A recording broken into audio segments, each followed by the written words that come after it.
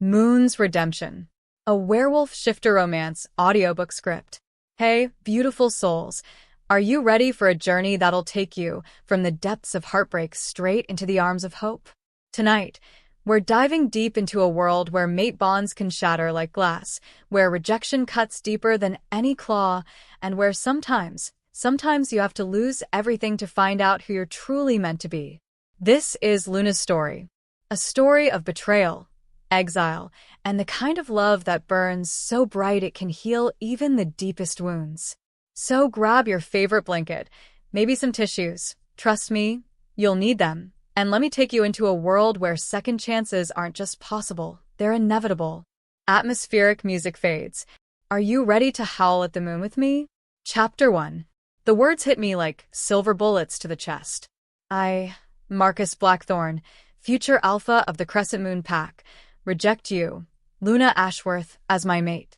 The ancient oak grove where we'd shared our first kiss just 3 moons ago now felt like a graveyard. Every leaf seemed to whisper my shame, every shadow mocked my foolishness for believing in fairy tales. The mate bond, that golden thread I'd felt humming between us since my 18th birthday, snapped with an audible crack that echoed through my bones. The pain was immediate and devastating, like someone had reached into my chest and ripped out my heart while it was still beating. I doubled over, gasping, my wolf howling in anguish deep within my soul. Around us, the pack elders watched with carefully neutral expressions, but I caught the pity in their eyes. The disappointment. Marcus, Elder Thornfield's voice cut through my agony. The ritual isn't complete. She must accept the rejection. No. My wolf snarled, digging her claws into my consciousness. Never. But what choice did I have? Marcus stood before me in his ceremonial robes, his dark hair gleaming in the moonlight, his green eyes, the ones I'd dreamed of for years, cold as winter frost. Behind him stood her, Celeste Ravencroft, daughter of the neighboring Shadowmere Pax Alpha. Beautiful, powerful, politically advantageous. Everything I wasn't. Why? The word tore from my throat like broken glass. Marcus, why? We're mates. The moon goddess herself chose us. The moon goddess makes mistakes. His voice was steady, practiced. Like he'd rehearsed this moment. You're Omega-born, Luna. Your bloodline is weak. I need a mate who can strengthen our pack, not burden it. Each word was a fresh wound. Omega-born. As if my parents' love story, a beautiful romance between an Omega healer and a Beta warrior, was something shameful instead of legendary within our pack. My mother saved dozens of lives, I whispered, my voice barely audible over the wind rustling through the oak leaves. My father died, protecting this pack. How is that weakness? Sentiment won't win wars. Celeste stepped forward, her silver hair cascading over her shoulders like liquid moonlight. When she spoke, her voice held the authority of someone born to command. The Blood Moon Covenant is stirring in the north. Dark magic, Luna. Ancient enemies. The pack needs strength now, not feelings. The way she said feelings made it sound like a disease. I accept your rejection. The words fell from my lips like stones into a deep well, each one pulling me further into darkness. The moment they left my tongue, the remaining threads of our mate bond incinerated. The golden warmth that had lived in my chest for 2 years died, leaving behind a cold, empty cavern that echoed with loss. Marcus didn't even flinch. He simply nodded and turned to Elder Thornfield. It's done. When will the mating ceremony with Celeste take place? 1 moon's turn, the elder replied, his ancient voice heavy with something that might have been regret. Luna Ashworth, you have until dawn to collect your belongings. As a rejected mate, you're no longer welcome in Crescent Moon territory. Banished. The word hung in the air like smoke. I looked around at the faces gathered in the sacred grove, people I'd grown up with, trained with, protected. My childhood friends couldn't meet my eyes. The pack warriors who'd once praised my healing abilities now studied their boots with sudden fascination. Only one person stepped forward. Sage, My best friend since childhood, her brown curls wild with fury, her hazel eyes blazing. "This is wrong," she spat, rounding on Marcus.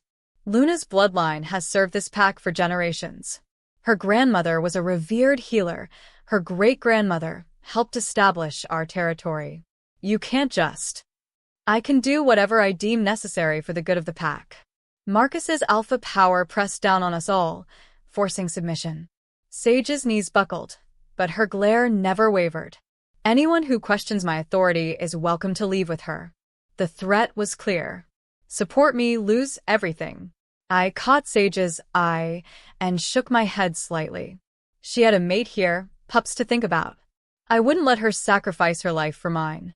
"It's okay," I whispered, though nothing would ever be okay again. "I understand." But I didn't understand. Not really. How did love become rejection so quickly? How did a future filled with dreams and promises turn into exile and shame? As I walked away from the grove, away from the only home I'd ever known, I heard Celeste's musical laughter carried on the wind. The sound felt like claws raking down my spine. 3 hours until dawn. I stumbled through the pack village in a daze, my feet carrying me toward the small cottage I'd shared with my grandmother before her passing last winter.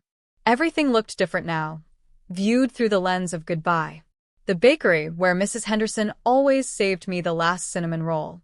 The training grounds where I'd learned to fight, to heal, to protect those I loved. The children's playground where I'd imagined my own pups playing someday. All of it was being stripped away because I wasn't enough. My cottage felt hollow as I pushed open the door. Moonlight streamed through the windows, illuminating the herb garden I'd tended so carefully, the medical supplies I'd organized with such pride, the photo of my parents on their mating day, young and radiant, and so deeply in love it hurt to look at. I moved like a ghost through the rooms, packing the few things that mattered. My grandmother's grimoire of healing spells. My mother's silver pendant. The ceremonial dagger my father had carried in battle. Clothes, herbs, enough money to survive a few weeks if I was careful. That was when I found it. Hidden beneath a loose floorboard in my grandmother's old room was a leather journal I'd never seen before. The cover was worn smooth with age, and when I opened it, my grandmother's familiar handwriting made my chest tighten with fresh grief. For Luna, when the time comes to remember who she really is. My hands trembled as I turned the page. "My dearest granddaughter, if you're reading this, then the rejection has come to pass. Yes, child, I saw it in the smoke and flame. The sight runs strong in our bloodline, stronger than they know. You are not Omega-born, Luna. You are descended from the moon-blessed, the first healers chosen by the goddess herself. Your power has been sleeping, waiting for the pain that will awaken it." The journal slipped from my numb fingers, landing with a soft thud on the wooden floor. Moon-blessed? That was impossible. The moon-blessed were legend, myth, stories told to pups on long winter nights. The healers so powerful they could bring the dead back to life, command the elements, speak directly with the moon goddess herself. They'd vanished centuries ago during the Great Purge, when fear of their power led to their systematic execution.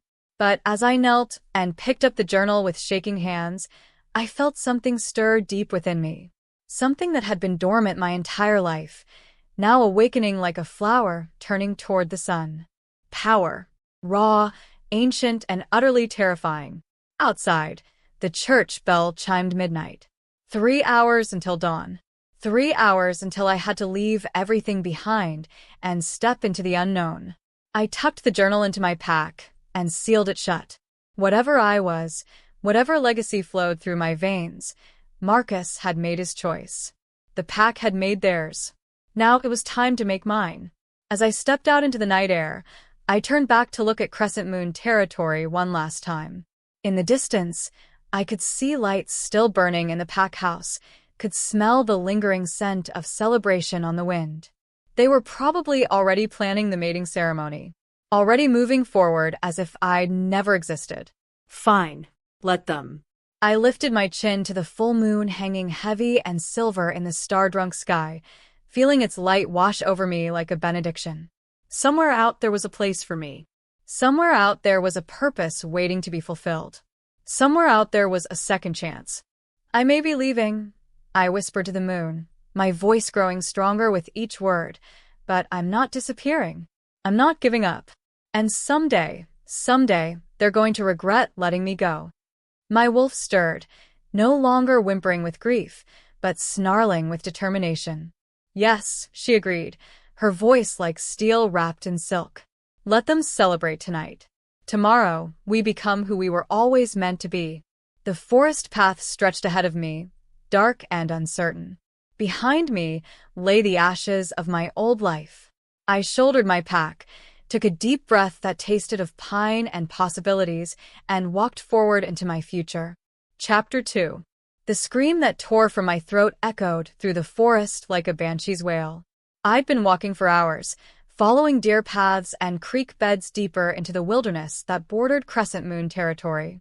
My feet were bleeding inside my boots. My pack felt like it weighed 1,000 pounds, and every step took me further from everything I'd ever known.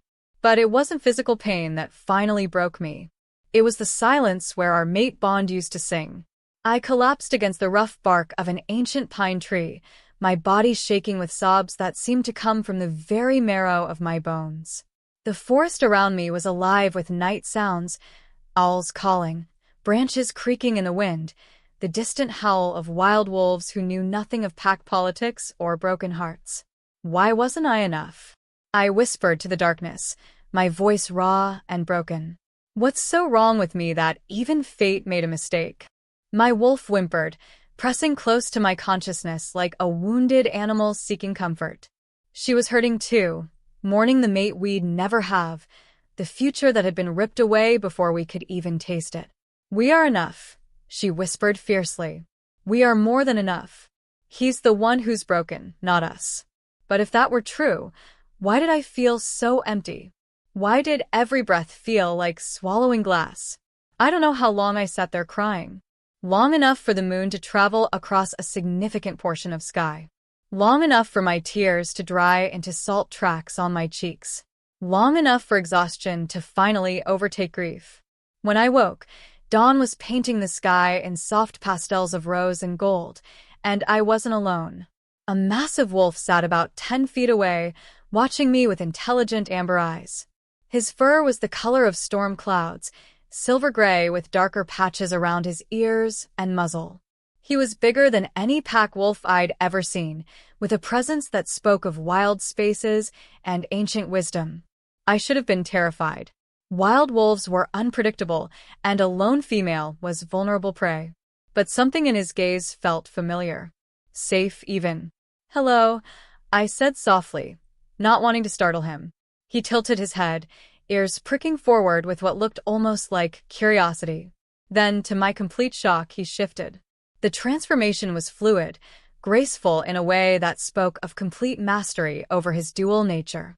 Where the wolf had been sitting, a man now crouched on his heels, naked, magnificent, and utterly comfortable in his own skin. He looked to be in his late 20s, with shoulder-length dark hair that held silver threads despite his apparent youth. His skin was bronzed by sun and weather, marked with intricate tattoos that spiraled across his chest and arms in patterns I'd never seen before. But it was his. Eyes that held me captive, those same amber depths, now framed by laugh lines and a face that belonged in ancient legends. "You're on neutral territory," he said, his voice a low rumble that seemed to resonate in my chest. "Unclaimed land between the pack boundaries. Are you lost, little wolf?" Little wolf. Not Omega. Not weak-blooded. Just wolf. "I'm not lost," I said, struggling to my feet and immediately regretting it when my abused muscles screamed in protest. "I'm exactly where I need to be." He studied me for a long moment, taking in my tear-streaked face, my travel-stained clothes, the pack that clearly held everything I owned in the world. His expression gentled. "Ah," he said softly. "Running from something, then. Or someone." I lifted my chin, trying to project strength I didn't feel. "I'm not running. I'm choosing a new path." Something that might have been a smile tugged at the corner of his mouth. "What's your name, path chooser?" Luna. The name felt strange on my tongue now, stripped of pack affiliation and family connections. Just Luna, alone in the world. Luna. He said it like he was tasting wine, rolling it around to appreciate the flavor. I'm Kai, and you're about to collapse from exhaustion and dehydration, aren't you? As if his words had given my body permission to acknowledge its needs, I swayed dangerously on my feet. Kai was there in an instant, his hands steady on my shoulders, his touch warm and reassuring. Easy, he murmured. When's the last time you ate? Or slept properly?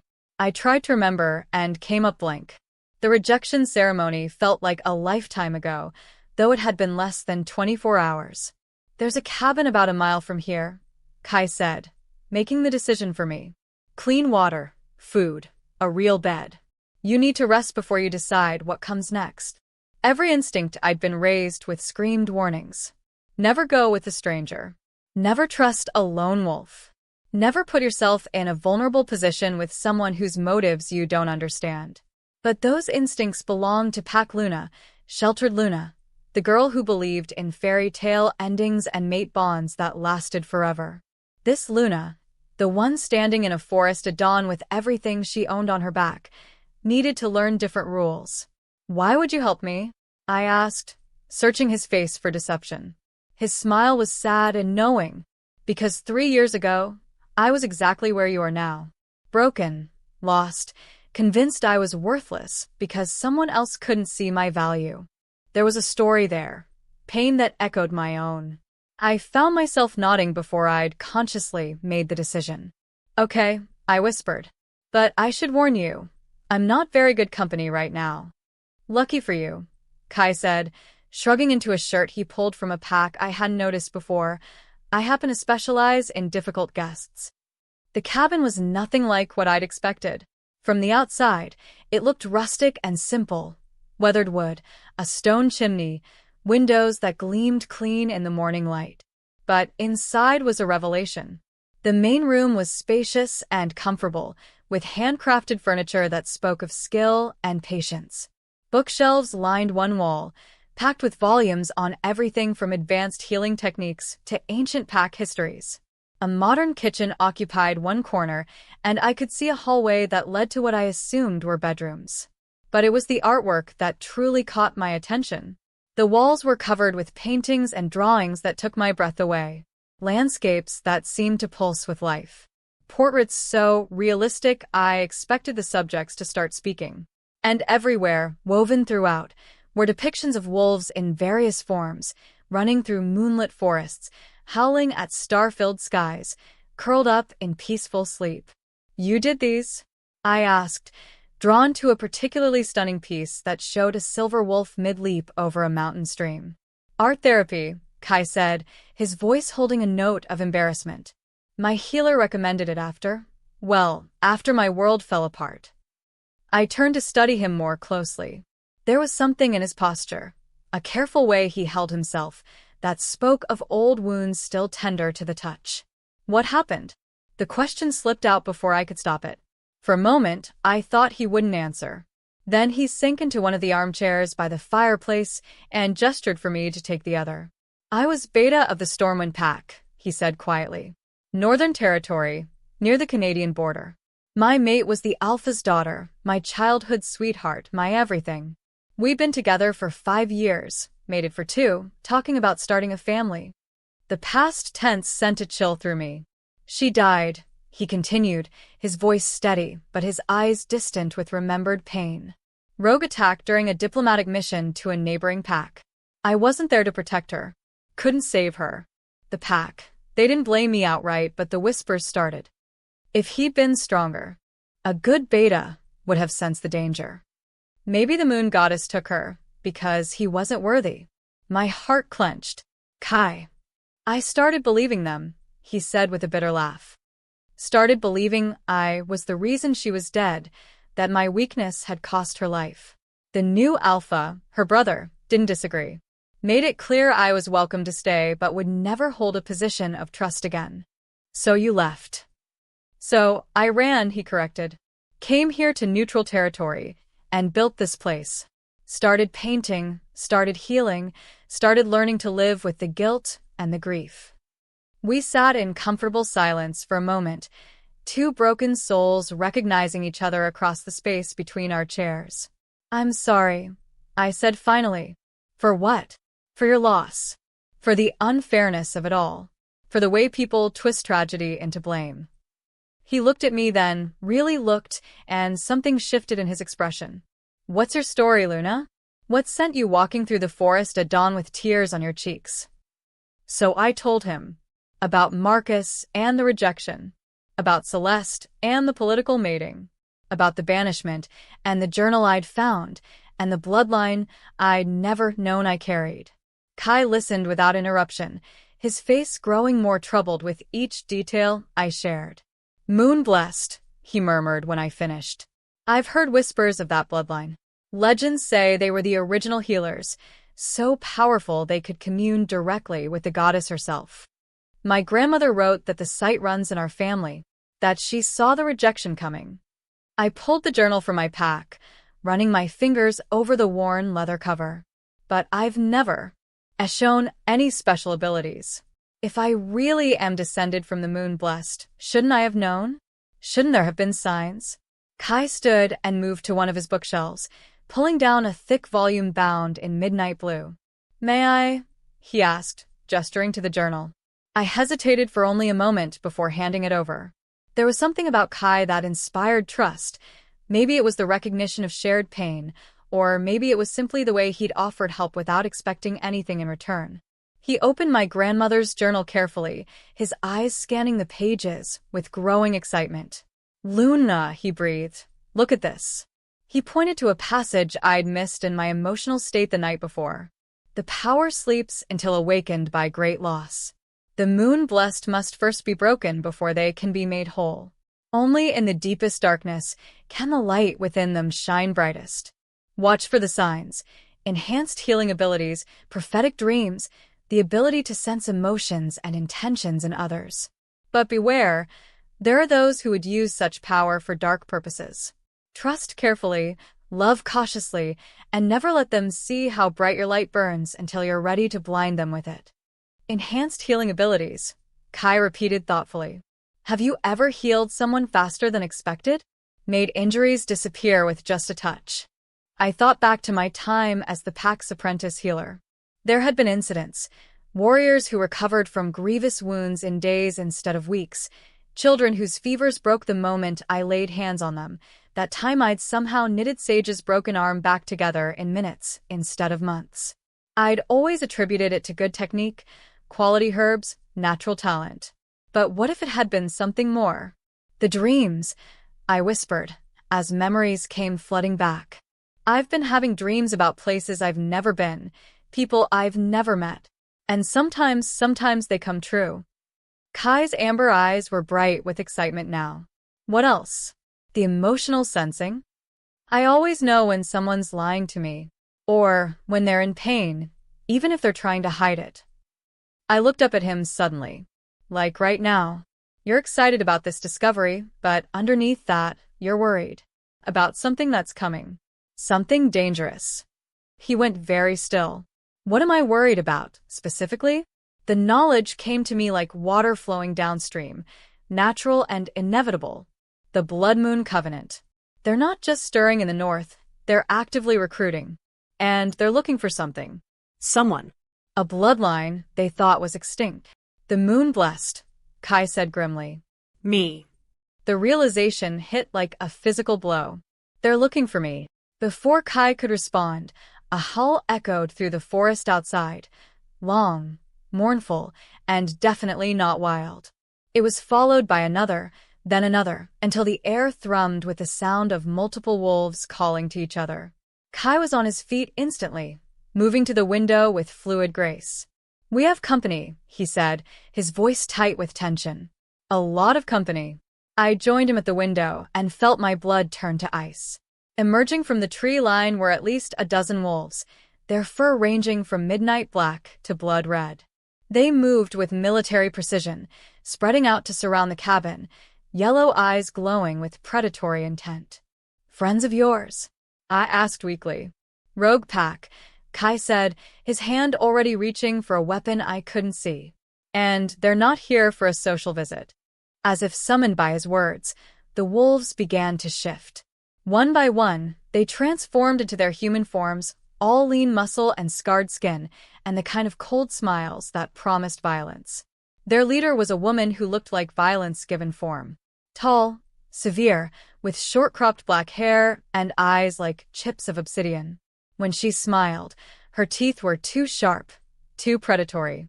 "Kai Stormwind," she called out, her voice carrying clearly through the morning air. "We know you're in there. And we know you have something that belongs to us."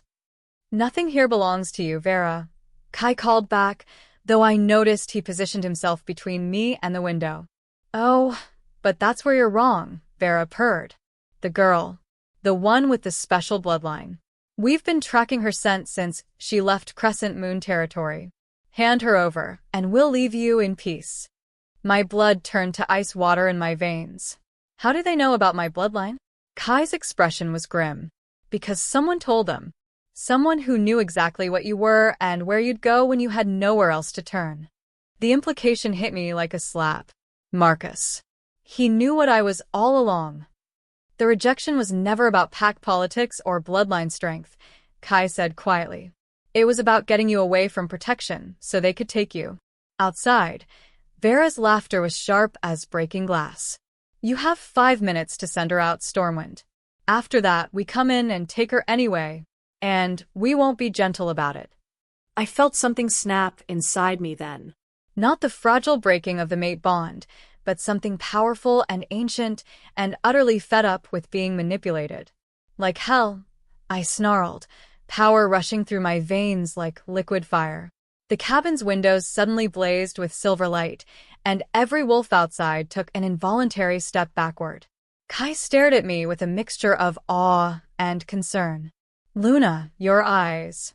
I caught my reflection in the window glass and gasped. My normally brown eyes were now pure silver, glowing with their own inner light. "Looks like the moon blessed is awake," I said, my voice carrying harmonics that made the very air vibrate. Outside, Vera's smile faltered for the first time. "Game on," my wolf growled, no longer the wounded creature who'd limped into the forest. She was something else now, something powerful and dangerous, and absolutely done with running. Chapter 3. The power coursing through my veins felt like lightning trapped in mortal flesh. Every nerve ending crackled with energy, every breath tasted of starlight and ancient magic. The silver light pouring from my eyes painted the cabin walls in shifting patterns that seemed to tell stories. Stories of the first healers, of moon-blessed warriors who stood against the darkness, of a legacy I was only now beginning to understand. "Luna." Kai's voice seemed to come from very far away, though he stood right beside me. "You need to control it. Power without focus is just destruction." But control felt impossible when rage was fuel and my entire world had been built on lies. Marcus hadn't just rejected me. He'd orchestrated my exile, my heartbreak, my banishment, all to deliver me gift-wrapped to these monsters. Outside, Vera's pack was growing restless. I could sense their emotions like physical things pressing against my consciousness. Hunger, greed, anticipation of violence. And underneath it all, something darker. Fear. They were afraid of what I might become. Good. They should be. For minutes, Stormwind, Vera called out, her voice losing some of its earlier confidence. Though I have to admit, the light show is impressive. The Covenant will be pleased to know the bloodline runs true. The Covenant, I repeated, tasting the words like poison. What do they want with me? Kai moved to a weapons cabinet I hadn't noticed before, pulling out a crossbow loaded with silver-tipped bolts. The same thing everyone wants with power, to control it. To use it. To twist it into something dark and terrible. My grandmother's journal suddenly felt heavy in my hands. I flipped through the pages with supernatural speed, my enhanced senses picking up details I'd missed before. Hidden in the margins, written in a different ink, were warnings. Beware the Covenant's true purpose. They seek not just power, but dominion over death itself. The moon blessed can heal, but they can also unmake.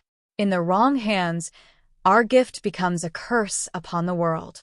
They want to weaponize healing abilities. I breathed, understanding flooding through me like cold water. Turn life magic into death magic. Which is why, a new voice said from the back door, "We can't let them have you." I spun around to find 3 people entering the cabin, 2 women and a man, all moving with the predatory grace that marked them as shifters. But unlike the rogue pack outside, these newcomers radiated calm strength instead of chaotic violence. The leader was a woman in her 40s with steel-gray hair braided back from a face marked by laugh lines and battle scars. Her dark eyes held ancient wisdom and the kind of authority that didn't need to be shouted. "Alpha Rivera," Kai said with obvious relief. "How did you track the moon-blessed awakening?" She interrupted with a slight smile. Hard to miss that kind of power signature. "We felt it from 50 miles away." She turned to me, and I felt her gaze like a physical assessment. Not judging, exactly, but measuring. Evaluating. "Luna Ashworth of the former Crescent Moon Pack," she said formally. "I am Elena Rivera, Alpha of the Haven Pack. These are my betas, Marcus and Zara." I blinked at the name coincidence, but this Marcus was nothing like my former, nothing like him. This Marcus was compact and dark-haired, with kind eyes and gentle hands that spoke of a healer's training. "We've come to offer you sanctuary," Alpha Rivera continued. "And training, if you'll accept it. 3 minutes." Vera's shout reminded us that we were still surrounded by enemies. "Sanctuary sounds wonderful," I said, silver light still crackling around my hands. "But first we have a problem to solve." Alpha Rivera's smile was sharp as a blade. "Oh, I don't think there'll be a problem much longer." She moved to the window, and when she spoke again, her voice carried the full authority of an alpha in her prime. "Vera Darkwater," she called out, "you and your pack are trespassing on neutral territory and threatening an innocent Underhaven Pack protection. Withdraw immediately, or face the consequences." Vera's laughter was harsh. "Haven Pack, you're not even in your own territory, Rivera. And you're outnumbered 3-1. "Am I?" As if summoned by her words, wolves began emerging from the forest behind Vera's pack. Dozens of them, moving like shadows, made solid.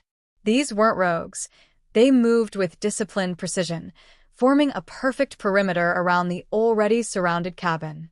Haven Pack warriors. And they'd been there the whole time, invisible until their alpha gave the signal.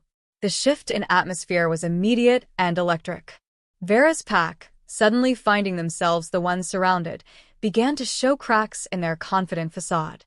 "Now," Alpha Rivera continued conversationally, "I believe you have 2 choices. Leave immediately and never return to neutral territory, or we can discuss this the traditional way." Traditional way meant trial by combat. Pack law was clear. An alpha's challenge couldn't be ignored without losing all status and respect. But Vera wasn't done playing games. "The girl comes with us either way," she snarled, her form beginning to shimmer as her wolf pressed close to the surface. "The Covenant has promised us territory, resources, protection. All for one little moon blessed." "What the Covenant has promised you," I said, stepping forward, silver light pulsing brighter with each word, "is death. They don't share power, Vera. They consume it." My voice carried new harmonics now, overtones that seemed to resonate in the very bones of everyone listening. When I spoke, birds went silent, and the wind itself seemed to pause to listen. "You want to know what the Covenant really does with moon-blessed bloodlines?" I continued, the knowledge flowing into my consciousness from some deep, inherited memory. "They drain us, torture us until we break, then use our shattered minds to fuel their death magic. Every healer they've captured has died screaming." For the first time, genuine uncertainty flickered across Vera's features. "You're lying," she said, but doubt colored her voice. "Am I?" I let more power flow through my words, and suddenly everyone in hearing range could feel the truth of what I was saying. It was another moon-blessed ability, compelling honesty, making deception impossible. "Feel it, Vera." Feel the truth in my words. The Covenant will use you to get to me, then dispose of you like yesterday's garbage. Several of her pack members began backing away, their confidence cracking under the weight of sudden, undeniable knowledge. Even if that's true, Vera said desperately, we have a contract. A binding agreement. If we don't deliver you, they'll kill you anyway, Alpha Rivera finished. The Blood Moon Covenant doesn't leave loose ends, Vera. You sealed your pack's death warrant the moment you made that deal. The rogue Alpha stood frozen for a long moment, caught between impossible choices. Behind her, her pack waited for orders that didn't come. That's when I felt it. Another presence, vast and cold and utterly alien, pressing against the edges of my consciousness. Something that definitely wasn't Wolf, wasn't even entirely alive. Get down, I screamed, throwing myself toward the others just as the cabin's front wall exploded inward. Through the smoking hole stepped a figure that made every instinct I possess scream in terror. It looked almost human, tall, pale, dressed in expensive dark clothing that should have been ruined by its dramatic entrance.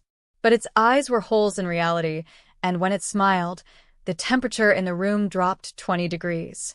Enough, it said, its voice like winter wind over gravestones. The moon blessed comes with me now. Vera's entire pack, the fierce rogues who'd been ready to fight an Alpha and her warriors moments before, dropped to their bellies in terrified submission. Even some of Haven Pack's warriors whined and pressed themselves low to the ground. Covenant Reaper. Alpha Rivera breathed, her face gone pale. Impossible. They can't manifest on neutral territory. Rules change, the thing said, its empty gaze fixed on me with predatory hunger, when the prize is valuable enough. The power inside me recoiled from its presence like fire shrinking from ice. This creature was the antithesis of everything the moon blessed represented. Where we brought life, it dealt in death and corruption. Luna, Kai said urgently, whatever happens, don't let it touch you. Reapers can drain power through physical contact. Too late for warnings, the Reaper said, and suddenly it was moving, not running, but flowing like liquid shadow across the space between us. I threw up my hands instinctively, silver light blazing from my palms in a desperate attempt at protection. The light struck the creature and it paused. Just for a moment. Just long enough for me to see something that might have been surprise flicker across its inhuman features. Interesting, it murmured. You're stronger than expected. Then it resumed its advance, and I realized with growing horror that my light wasn't stopping it, only slowing it down. Alpha Rivera and her betas were already moving, but they seemed sluggish, as if the Reaper's presence was draining energy from everyone in the vicinity. Everyone except me. Why wasn't it affecting me the same way? The answer came from my grandmother's journal, which had fallen open to a page I'd never seen before. Ancient text glowed silver in response to my power, and suddenly I could read words written in a language that predated modern packs. In the darkest hour, when shadow seeks to devour light, remember, we are not just healers. We are the moon's own warriors, forged in starfire and tempered by love. Where death magic seeks to unmake, we make anew. Where corruption spreads, we purify. Where darkness gathers, we shine. Understanding flooded through me like dawn breaking over mountains. I wasn't just a healer. I was a weapon. The silver light around me suddenly changed, becoming brighter, hotter, more focused. Instead of the gentle glow of healing magic, it blazed with the fierce radiance of a star being born. You want moon-blessed power? I said, my voice ringing with harmonics that made the cabin's remaining windows vibrate. Let me show you what it really looks like. I reached deep inside myself, to the core of power that had been sleeping my entire life, and pulled. Not gently, not carefully, but with the desperate strength of someone who had absolutely nothing left to lose. The light that erupted from me wasn't just bright, it was purifying, sacred, the antithesis of everything the Reaper represented. The creature shrieked, a sound like reality tearing, and staggered backward. Where my light touched it, its form began to smoke and dissolve. Impossible, it hissed. You're untrained, powerless, broken. I was broken, I agreed, taking a step forward, power building with each word. But being broken doesn't make you weak. It makes you dangerous. I poured everything into the light. My rage at Marcus's betrayal, my grief over the life I'd lost, my terror at what the Covenant wanted to do with my abilities. But underneath all of that, something new. Hope. Determination. The absolute certainty that I would never, ever be anyone's victim again. The Reaper's form began to collapse, its carefully maintained human appearance melting away to reveal something that hurt to look at directly, all shadow and malice, and the cold between stars. "This isn't over," it whispered as it faded. "The Covenant knows what you are now. They'll never stop hunting you. Let them come," I said, silver fire dancing around my hands like living jewelry. "I'm done running." The creature dissolved completely, leaving behind only the acrid scent of sulfur and the memory of eyes like holes in the world. For a moment, the cabin was perfectly silent except for the crackle of silver energy still radiating from my skin. Then Alpha Rivera started laughing, rich, delighted laughter that held no hint of fear. "Well," she said, grinning at me with something that looked remarkably like pride, "that was educational." Outside, Vera's pack was in full retreat, the rogues apparently deciding that whatever the Covenant had promised them wasn't worth facing a fully awakened Moonblessed. I watched through the destroyed wall as they melted back into the forest, like shadows fleeing the dawn. Vera herself paused at the tree line, looking back at me with an expression I couldn't quite read. "This isn't over either," she called out, but there was no real threat in it. More like respect? Then she too vanished into the wilderness, leaving only Haven pack warriors and the smoking remains of what had been a perfectly nice cabin. I turned to find everyone staring at me, some with awe, some with concern, and Kai with something warmer that made my still-healing heart skip a beat. "So," I said, the silver light finally beginning to fade from my eyes, "about that sanctuary offer?" Alpha Rivera's grin widened. "Oh, I think we can definitely work something out. Though I have to ask, any other ancient bloodline abilities you'd like to mention? Prophecy? Elemental control? The power to turn people into newts?" "As far as I know, just the healing and the light show," I said wearily. The power drain was hitting me now, exhaustion making my knees weak. But apparently there's still a lot I don't know about what I can do. "Then it's a good thing," Kai said, moving to steady me as I swayed, "that we have plenty of time to figure it out." His touch was warm and grounding, anchor in a world that had just shifted fundamentally around me. For the first time since the rejection, I felt something other than pain when someone showed me kindness. Maybe even the beginning of hope. "Come on," Alpha Rivera said, already organizing her betas to secure the area and assess the damage. "Let's get you somewhere safe while we plan our next move.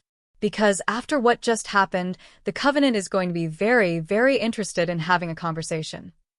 As we prepared to leave the ruins of Kai's sanctuary, I caught sight of myself in a shard of broken mirror. My reflection looked different somehow. Older, stronger, more substantial. My eyes had returned to their normal brown, but something had changed in their depths. The broken, desperate girl who'd fled Crescent Moon territory was gone. In her place stood someone I was only beginning to know. Someone the monsters had good reason to fear. Chapter 4. Haven Pack territory was nothing like what I'd expected. After 3 days of travel through increasingly dense forest, following game trails that seemed to exist only when Alpha Rivera was leading, I'd brace myself for another rustic wilderness settlement. Instead, we emerged into a hidden valley that took my breath away. The Pack village looked like something from a dream, modern cabins seamlessly integrated with ancient trees, solar panels disguised as leaves, technology and nature existing in perfect harmony. Gardens overflowed with both practical herbs and impossible beauty. Children played in a crystal-clear stream while their parents worked nearby, and everywhere I looked, I saw faces that held none of the tension I'd grown accustomed to in Crescent Moon territory. "Welcome to Haven," Alpha Rivera said, pride evident in her voice. "Population 312 as of last week. We just had twins." No politics, no power games, no territorial disputes. Just wolves who want to live in peace. It's beautiful, I whispered and meant it. But beautiful places made me nervous now. Beautiful things got taken away. Kai, who'd barely left my side during the journey, seemed to sense my unease. It's real, he said quietly. Elena doesn't rule through fear or manipulation. She leads because people choose to follow her. How? I asked, genuinely curious. Every pack I'd ever heard of operated on rigid hierarchies, dominance displays, and the constant pressure to prove your worth. How do you maintain order without crushing spirits? Alpha Rivera's laugh was warm. You'd be amazed how well people behave when they're not constantly fighting for scraps of approval. Most conflicts resolve themselves when everyone has enough. Enough food, enough safety, enough respect. Novel concepts after a lifetime of earning every kindness. Luna. A familiar voice made me spin around, my heart nearly stopping at the sight of a figure running toward us. Sage. My best friend launched herself into my arms with enough force to knock us both over, her brown curls flying, tears streaming down her face. You're alive, she sobbed against my shoulder. When you disappeared, when they said you'd been exiled, I was so scared they'd hurt you. Sage. I breathed, hardly believing she was real. What are you doing here? Your mate, your pups, are safe in the pack nursery, she said, pulling back to study my face with worried eyes. David brought us here 2 days ago. Luna, there are things you need to know about what happened after you left. A chill ran down my spine. What things? Alpha Rivera stepped forward. Perhaps we should get you settled first, let you rest. No, I said firmly. I've had enough of people protecting me from the truth. What happened? Sage exchanged a glance with Alpha Rivera, who nodded reluctantly. Marcus announced his mating ceremony with Celeste for tomorrow night, Sage said, her voice tight with anger. But that's not the worst part. Luna, people are disappearing. My blood turned to ice. Disappearing how? Wolves who questioned the rejection, who spoke out against the banishment, who suggested maybe the pack was making a mistake. Sage's hands were shaking now. They're just gone. Vanished in the night with no trace, no scent trail, nothing. The implications hit me like a physical blow. He's cleaning house. Getting rid of anyone who might support me if I ever came back. Or anyone who might know too much about what you really are, Kai added grimly. Alpha Rivera's expression had gone hard as granite. How many missing? 7 that we know of, Sage whispered. But people are scared to talk now. There could be more. 7 people. 7 lives potentially sacrificed because they'd shown me loyalty or kindness. The weight of it settled on my chest like a stone. I have to go back, I said, power already beginning to stir in my veins. I have to stop this. No. Kai's voice was sharp with alarm. Luna, that's exactly what they want. You walking into a trap with your emotions compromised and your power uncontrolled. He's right, Alpha Rivera said gently. You're not ready for a direct confrontation. Not yet. Then when? I demanded, silver light beginning to leak from my eyes. When will I be ready to save people who are dying because of me? When you can control that, she said, pointing to the energy crackling around my hands, instead of it controlling you. When you understand not just how to fight, but when to fight. When you know the difference between justice and revenge. I wanted to argue, to rage against the unfairness of having to wait while people suffered. But deep down, I knew she was right. The power inside me was vast and dangerous, and without proper training, I was as likely to hurt innocents as help them. How long? I asked through gritted teeth. That depends entirely on you, she said. Our trainer is unique. She'll push you harder than you've ever been pushed. Break you down to build you back up stronger. Are you willing to do whatever it takes? I thought of 7 missing wolves. Of Marcus's cold smile as he rejected me. Of the Reaper's hungry gaze and the Covenant's plans for my bloodline. Whatever it takes, I said firmly. Alpha Rivera nodded. Good. Training starts at dawn. But first, you need food, rest, and time to process everything that's happened. Zara will show you to your cabin. The beta who'd been introduced yesterday, a woman with short auburn hair and laugh lines around green eyes, stepped forward with a welcoming smile. "This way," she said. Fair warning, though, Elena wasn't kidding about the trainer. Nyx doesn't believe in gentle introductions. My cabin was small but perfect, with a fireplace, a comfortable bed, and windows that looked out over the valley. Zara had left me with promises of dinner in an hour and firm instructions to rest until then. I tried. Really, I did. But my mind wouldn't stop spinning, processing everything that had happened since the rejection ceremony. Every time I closed my eyes, I saw the Reaper's empty gaze or heard Vera's threats or remembered the look on Marcus's face when he destroyed my world. A soft knock interrupted my mental spiral. "Come in," I called, expecting Zara or maybe Sage. Instead, Kai stepped through the door carrying a tray laden with tea, sandwiches, and what looked like homemade cookies. "Figured you might be too wound up to wait for dinner," he said, setting the tray on the small table by the fireplace. "And, before you ask, yes, I made the cookies myself. Stress baking is one of my many talents." Despite everything, I felt my lips curve into something approaching a smile. "Stress baking? Art therapy only goes so far," he said with a self-deprecating grin. "Sometimes you need chocolate chips." He settled into the chair across from mine, and for a moment, we just sat in comfortable silence. There was something so normal about sharing food with someone, so peacefully domestic, that it made my chest ache with longing for simple things. "Can I ask you something?" I said eventually. "Anything." "Why are you helping me? Really?" I studied his face, looking for deception or hidden motives. "You barely know me. I'm dangerous. I'm being hunted by supernatural monsters, and I come with more baggage than an airport carousel. Why risk your peace for that?" Kai was quiet for a long moment, considering his words carefully. "Do you remember what I told you about my mate?" he asked finally. "About how she died?" I nodded. "What I didn't tell you was what her last words were." His voice grew soft, distant. "She was dying in my arms, and instead of saying goodbye or telling me she loved me, do you know what she said?" I shook my head, afraid to break the spell of his confession. She said, "Promise me you won't let this make you bitter. Promise me you'll still believe in love, still help people who need it, still be the man I fell for."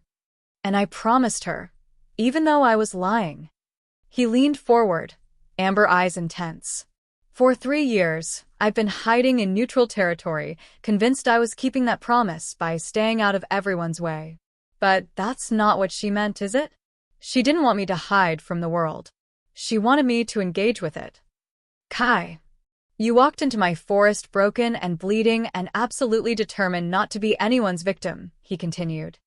"Watching you face down that Reaper, seeing you choose to fight instead of surrender, it reminded me who I used to be. Who I could be again." His honesty was devastating in its simplicity. No grand romantic gestures, no claims of instant love. Just two damaged people recognizing something salvageable in each other.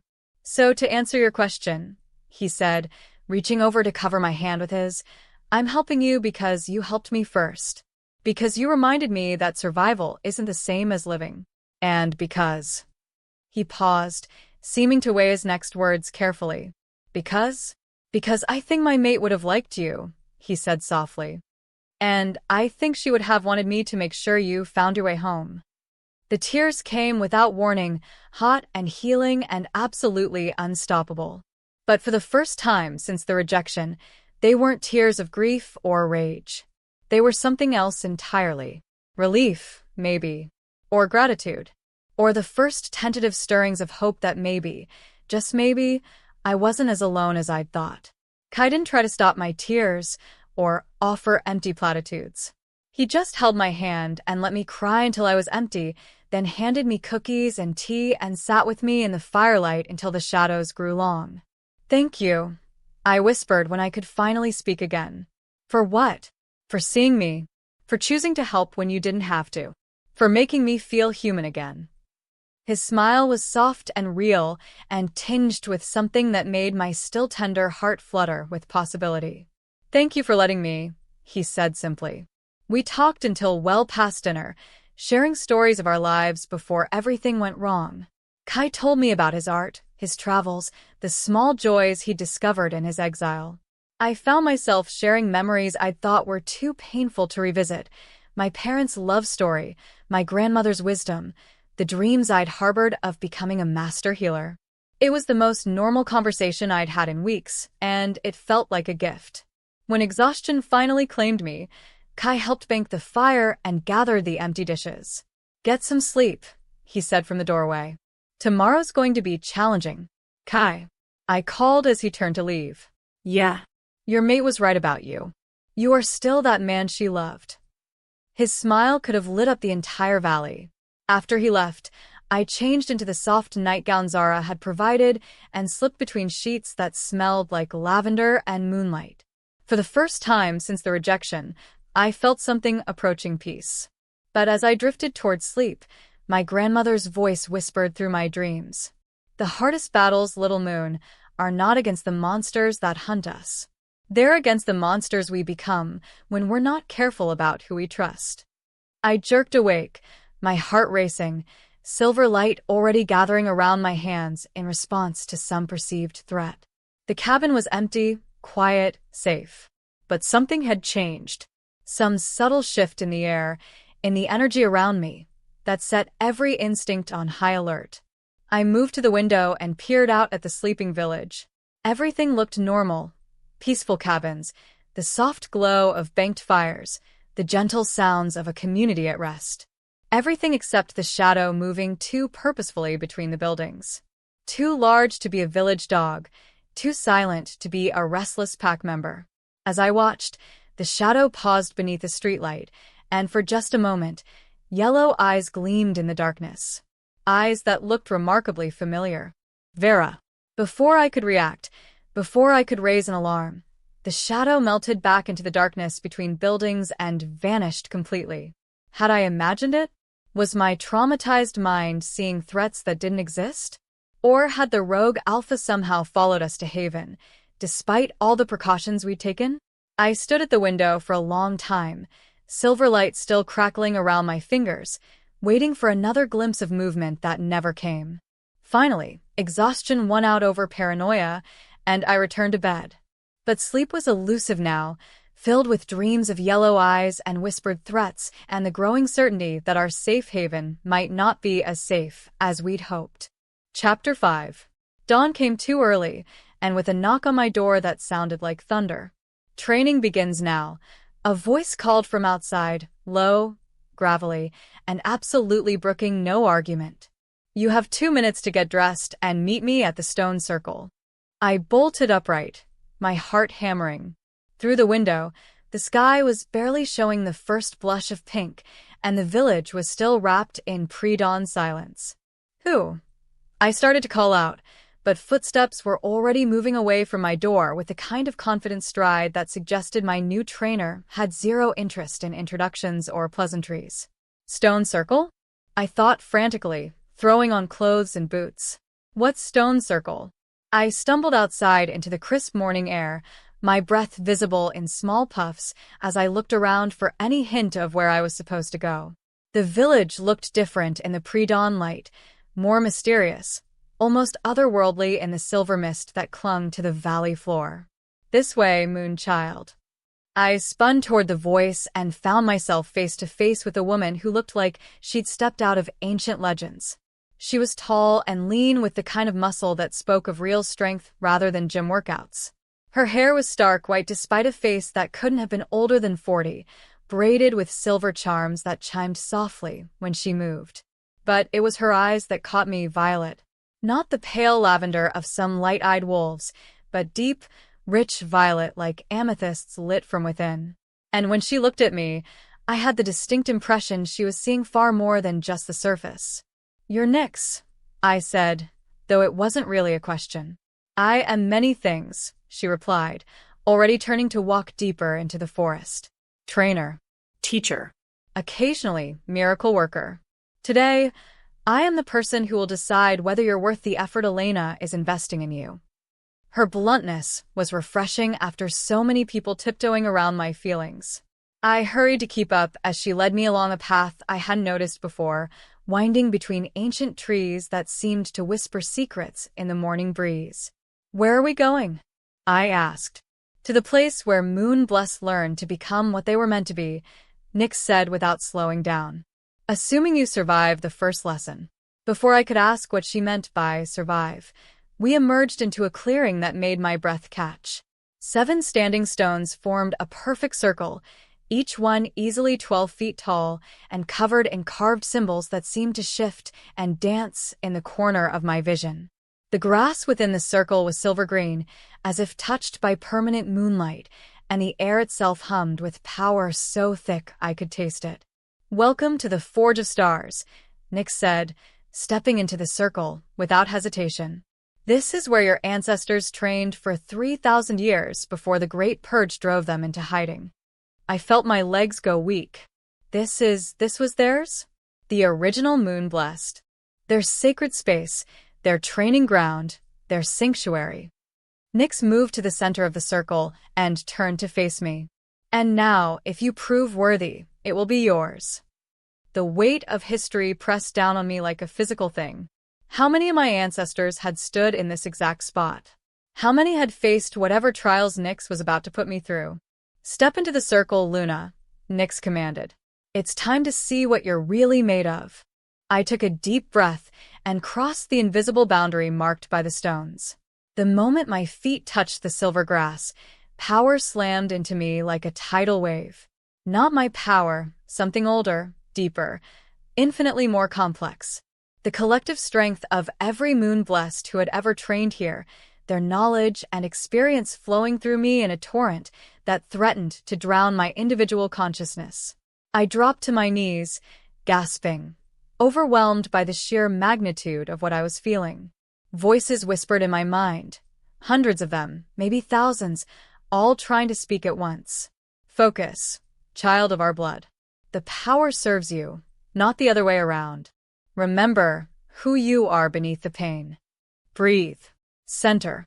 Become." "Get up," Nyx said, her voice cutting through the chaos in my head like a blade. "The stones are testing you, measuring your strength and resolve. Show them you're not just another frightened pup." I struggled to my feet, my entire body shaking with the effort of containing the ancestral power that wanted to overwhelm me.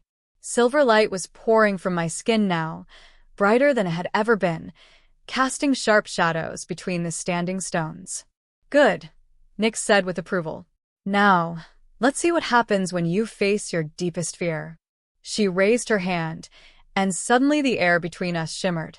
When it cleared, a figure stood where there had been empty space before, a perfect illusion so real I could smell his familiar scent. Marcus. Not the cold, calculating Marcus from the rejection ceremony, but the one from my memories. Young, laughing, his green eyes warm with affection as he spun me around in the moonlight after our first kiss. "Luna," he said, his voice exactly as I remembered it from our happiest moments. "Why did you leave me? Why didn't you fight for us?" The words hit like physical blows, reopening wounds I'd thought were beginning to heal. The power inside me writhed and snarled, feeding on my pain and confusion. "You rejected me," I whispered, my voice breaking. "You chose her over me." I was scared. The illusion continued, stepping closer with that achingly familiar smile. Scared of the responsibility, scared of what people would expect. But I realize now that I made a mistake. "Come back to me, Luna. We can fix this." My heart clenched with longing so sharp it felt like dying. This was what I dreamed of during those first horrible nights after the rejection.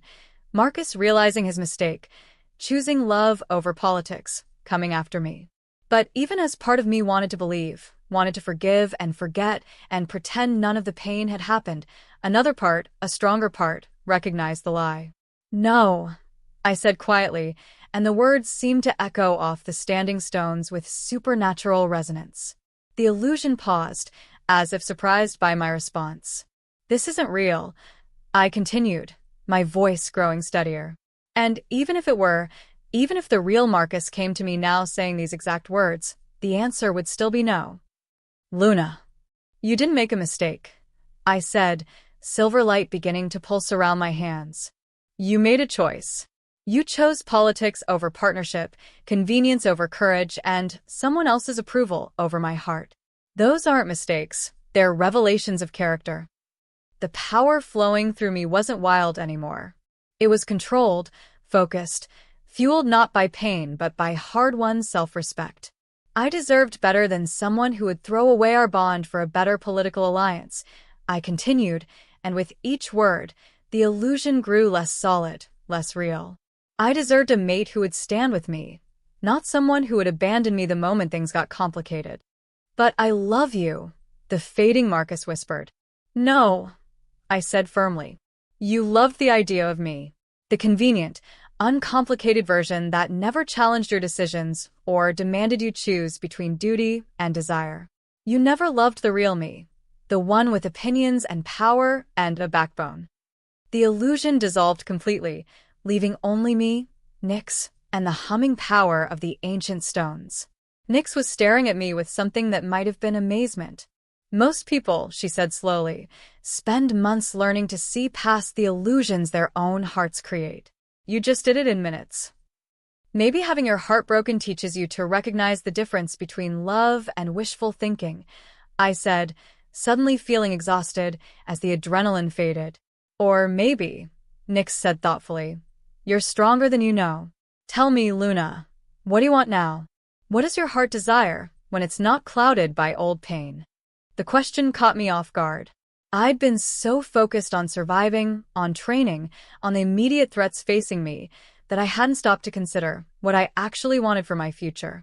But as I stood there in the circle where my ancestors had trained, surrounded by the whispers of their ancient wisdom, the answer came to me with startling clarity. I want to protect people, I said, the words feeling right as they left my lips. Not just my pack or my bloodline, but anyone who needs protection. I want to use these abilities to heal what's broken and stand against what threatens the innocent. And, personally, Nyx pressed. What does Luna want? Not as a moon-blessed or a guardian, but as a woman? I thought of Kai's gentle hands steadying me, of his amber eyes that held understanding instead of judgment, of the way he'd offered help without expecting anything in return, how he'd sat with me in my grief without trying to fix me or rush my healing. I want someone who sees all of me and chooses to stay, I said softly. Not because I'm powerful or useful, but because I'm me. Someone who would stand with me even when it's difficult, even when there's no benefit to them. And do you think such a person exists? Before I could answer, a commotion erupted from the direction of the village, shouts, the sound of running feet, the unmistakable howl of a wolf in distress. Nyx and I exchanged alarmed glances. We continue this later, she said, already moving toward the tree line. Right now, it sounds like Haven has bigger problems than your training schedule. We ran through the forest toward the sounds of chaos, my newly awakened power humming beneath my skin like a live wire. Whatever was happening in the village, every instinct I possessed was screaming that it was connected to me. The Covenant had found us. As we burst from the tree line into the village proper, I saw Kai standing in the main square, his face pale with worry. The moment he spotted me, relief flooded his features. Luna, thank God, he said, reaching for my hands. We got trouble. Multiple scout reports of movement in the forest. Large groups, moving with purpose. How large? Nyx asked, her earlier calm replaced by sharp alertness. Big enough to surround the valley, Alpha Rivera said, appearing at our side with her betas flanking her. And they're not trying to hide their approach.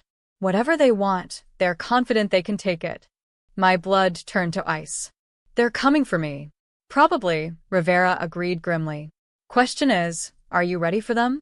I looked around at the village, at the children playing in the streams, the families tending their gardens, the peaceful life these wolves had built in their hidden valley.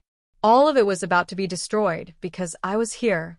I won't let them hurt these people, I said, silver light beginning to leak from my eyes. Whatever it takes. Good, Nick said with a fierce smile. Because your real training is about to begin. As if summoned by her words, a howl echoed from the forest, long, mournful, and definitely not wild. It was followed by another, then another, until the air thrummed with the sound of multiple voices calling to each other. Positions, Rivera shouted, and suddenly the peaceful village transformed into a military operation. Warriors emerged from their homes, taking defensive positions with practiced efficiency.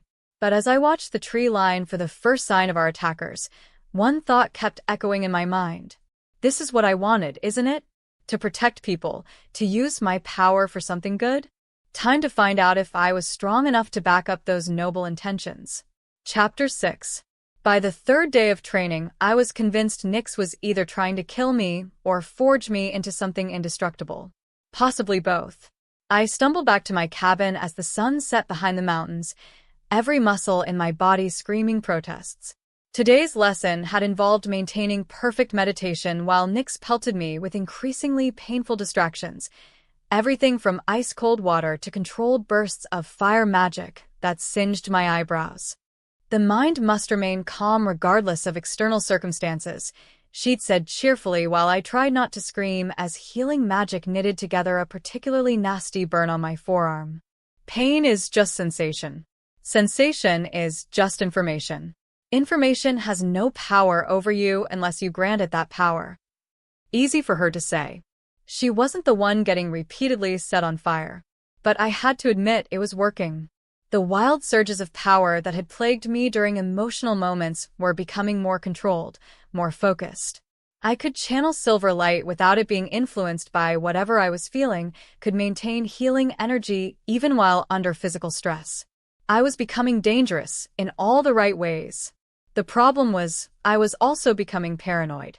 Every night since arriving at Haven, I'd caught glimpses of movement in the shadows between buildings. Yellow eyes that vanished the moment I looked directly at them. Scents that didn't belong to any Haven Pack member. Wild, predatory, tinged with the metallic smell of old blood. Tonight was no different. As I approached my cabin, exhausted and ready for nothing more than a hot bath and about 12 hours of sleep, I spotted a figure lurking near the communal gardens. Too far away to make out details, but the posture was wrong. Too tense, too watchful. Too familiar. Vera. This time, I wasn't going to let her slip away. I circled around the back of the nearby buildings, using skills Nyx had drilled into me about moving silently and staying downwind. My enhanced senses picked up the rogue alpha's scent easily now, pine and predator, and something else underneath it all that made my skin crawl. Fear. Vera was afraid. I crept closer, silver light gathering around my hands in preparation for whatever confrontation was coming. Through the shadows between the tool shed and the herb garden, I could see her clearly now, tall, lean, her short black hair gleaming in the moonlight as she paced back and forth like a caged animal. She was alone, which surprised me. Where was her pack? "I know you're there," she said suddenly, her voice carrying clearly across the garden. "Might as well come out. We need to talk." So much for stealth. I stepped into the open, power crackling visibly around my fingers. Talk about what? How you tried to hand me over to the Covenant. How you've been stalking Haven Pack territory for days. Vera turned to face me, and I was shocked by what I saw. The confident, predatory woman who'd surrounded Kai's cabin was gone. In her place stood someone who looked haunted, desperate, barely holding herself together. "They're dead," she said without preamble. "My pack. All of them." My blood turned to ice. "What?" "The Covenant." Vera's laugh was bitter and broken. "You were right about them not sharing power. The moment we failed to deliver you, they decided we were liabilities." She pulled back her sleeve, revealing angry red marks that looked like they'd been branded into her skin. Symbols I didn't recognize, but that made my moon-blessed instincts recoil in revulsion. "Death marks," she explained, noticing my reaction. "Magical tracking that lets them find me anywhere, anytime. They wanted to make sure I suffered before they killed me. But you escaped. Barely." Vera sank onto a nearby garden bench, suddenly looking decades older than her apparent age. Fought my way out while they were torturing my beta. Heard him screaming as I ran. The pain in her voice was raw, real, impossible to fake. Despite everything she'd done, I found myself feeling sympathy for her. "Why are you telling me this?" I asked, though I kept my power at the ready. Desperate people were unpredictable, because you're the only one with enough power to stop them. Vera looked up at me with eyes that held no trace of their former arrogance. "And because they're coming. Tonight." My heart stopped. "What?" "The Covenant isn't just after you anymore," she said urgently. "They want to eliminate anyone who might support you, anyone who knows what you are. Haven Pack is about to become a battlefield." Even as she spoke, I could hear it in the distance, howls. Not the friendly calls of pack members, but the hunting cries of something that shouldn't exist. "Hellhounds. How long do we have?" I asked, already moving toward the village center. "Minutes," Vera said, falling into step beside me. "Maybe less." They brought Reapers, Luna. Plural. And something else. Something that makes my skin crawl just thinking about it. We reached the main square just as the first wave of attackers crested the hill overlooking the valley. What I saw made my blood freeze in my veins. Dozens of Covenant forces spreading out in perfect military formation. Reapers floating above the ground like nightmares given form. Hellhounds that moved like liquid shadow and left smoking paw prints in their wake. And at the center of it all, something that was definitely not human, and definitely not wolf. It stood 12 feet tall and seemed to be carved from living darkness, with too many arms and eyes that burned like red stars. When it opened its mouth, reality wavered around the sound that emerged. Not quite a roar, not quite a scream, but something that bypassed the ears entirely and spoke directly to the terror centers of the brain. "Primordial demon," Vera whispered, her face gone gray with horror. "I didn't know they had one of those." "What does it do?" I asked, though I was pretty sure I didn't want to know the answer. "Eats magic," she said simply. "Devours supernatural abilities and adds them to its own power. If it gets hold of you." She didn't need to finish. "If that thing absorbed moon-blessed abilities, it would become unstoppable."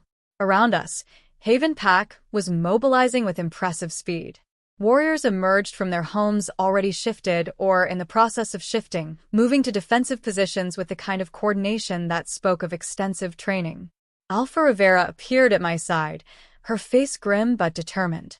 "How many?" she asked Vera without preamble.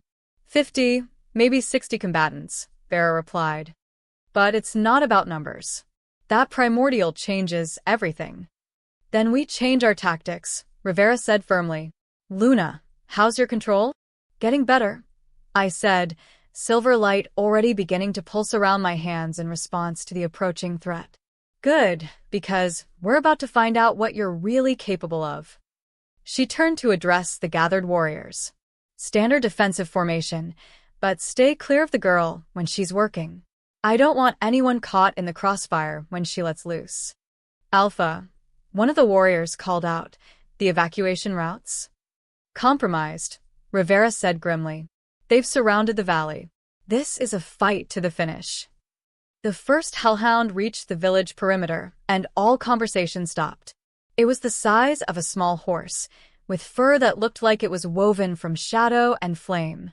Its eyes were pits of molten gold, and when it snarled, I could see that its teeth were made of some kind of black metal that seemed to absorb light. Behind it came more. Dozens more. And behind them, the Reapers glided forward like death given wings. "Spread out," Rivera commanded.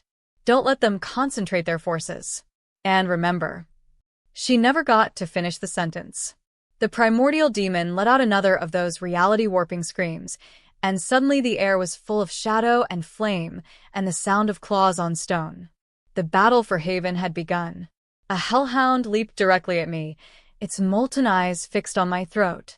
I threw up my hands instinctively, silver light blazing from my palms and a concentrated beam that caught the creature mid-leap. The effect was immediate and dramatic. Instead of the slow dissolution I'd achieved with the Reaper back at Kai's cabin, the hellhound simply ceased. One moment it was a snarling mass of supernatural malevolence, the next it was empty air and the faint scent of sulfur. Well, I breathed, staring at my hands in amazement. That's new. But there was no time to process what had just happened. More hellhounds were already charging toward me, and beyond them, I could see the Reapers beginning their own advance. I needed to move, needed to find higher ground, needed to— Luna! Kai's voice cut through the chaos, and I turned to see him running toward me with a crossbow in his hands and terror in his amber eyes. Behind you. I spun just in time to see a Reaper materializing directly behind me, its empty eyes locked on mine with predatory hunger. Unlike the one at the cabin, this creature moved with purpose and intelligence, avoiding the obvious attacks I might make. But it had made one crucial mistake. It had threatened someone I was beginning to care about. The silver light that erupted from me this time wasn't just bright, it was blinding. Not the focused beam I'd used on the hellhound, but a sphere of pure radiance that expanded outward like a miniature sun. Every Covenant creature within a 50-foot radius simply evaporated. The sudden silence was deafening. "Holy shit," someone whispered. I think it was Vera. Language, Alpha Rivera said automatically, but her voice held or rather than reproof. I looked around at the crater of destruction I'd created, at the smoking remains of what had been a dozen supernatural predators just moments before. The power coursing through me felt limitless, intoxicating, like I could level mountains if I wanted to. That's when I heard the slow clapping. From the hill overlooking the valley, a figure was applauding my display. Human in shape but wrong in every other way, dressed in expensive clothes that should have been ruined by the battle but remained pristine. "Magnificent," it called out, its voice carrying clearly despite the distance. "Absolutely magnificent." The reports didn't do you justice, Little Moon blessed. Another Covenant Reaper, but this one was different. Older, more powerful, and completely unafraid of what I'd just demonstrated. "Allow me to introduce myself," it continued, beginning to glide down the hillside with casual grace. "I am Malachar, High Reaper of the Blood Moon Covenant. And you, my dear, are going to help us remake the world." The remaining Hellhounds and Lesser Reapers had stopped their attack, forming a protective circle around their leader as he approached. But it was the primordial demon that made my blood run cold. The massive creature was staring at me with obvious hunger, its multiple arms reaching toward me like it could already taste my power. "I'm not going anywhere with you," I said, silver light beginning to build around me again. "Oh, but you are," Malachar said with a smile that revealed teeth like broken glass. "You see, we have something you want." He gestured, and several hellhounds moved aside to reveal a group of figures bound in chains that seemed to be made of living shadow. My heart stopped. 7 wolves, barely conscious, their clothes torn and bloodied. The missing members of Crescent Moon Pack. They were alive. "A trade," Malachar announced. "Your willing cooperation in exchange for their lives. Refuse, and I'll let my primordial have them as appetizers before we take you anyway." Behind me, I could hear Rivera and her warriors preparing for another assault. But we were outnumbered, outgunned, and facing creatures that could absorb magical attacks. "Luna," Kai said quietly from beside me, "don't even think about it. There has to be another way." But looking at those 7 broken figures, wolves who'd been captured because they'd shown me loyalty, I wasn't sure there was. The primordial demon let out another of its reality-warping screams, and this time I heard something underneath it that chilled me to the bone. Laughter. Marcus's laughter. Chapter 7. The laughter that echoed from the primordial demon's throat was definitely Marcus's. My world tilted sideways as the impossibility of it crashed into my consciousness. Marcus was here. Marcus was somehow connected to that nightmare creature of shadow and hunger. Marcus, who I'd loved with everything I had, was part of the force trying to destroy the only safe haven I'd found. "Surprised, Little Moon?" Malachar's voice was silk over poison as he gestured toward the demon. "Your former mate has been quite helpful to our cause. Amazing what someone will do when they're offered enough pow." The primordial shifted, and for just a moment, I caught a glimpse of something human in its depths, green eyes that I'd once thought held love, now burning with an alien hunger that made my soul recoil. "This isn't possible," I whispered, silver light flickering around my hands like dying stars. "Oh, but it is." Marcus's voice emerged from the creature's multiple mouths, distorted but unmistakably his. "Did you really think I rejected you just for politics, Luna? I've been working with the Covenant for years. Your bloodline was always the prize." The betrayal hit deeper than even the original rejection. Not just my mate, not just my alpha, but a conspirator. Someone who'd been lying to me from the very beginning. "The whole thing," I said, pieces clicking into place with sickening clarity. The courtship, the mate bond, everything, it was all a setup.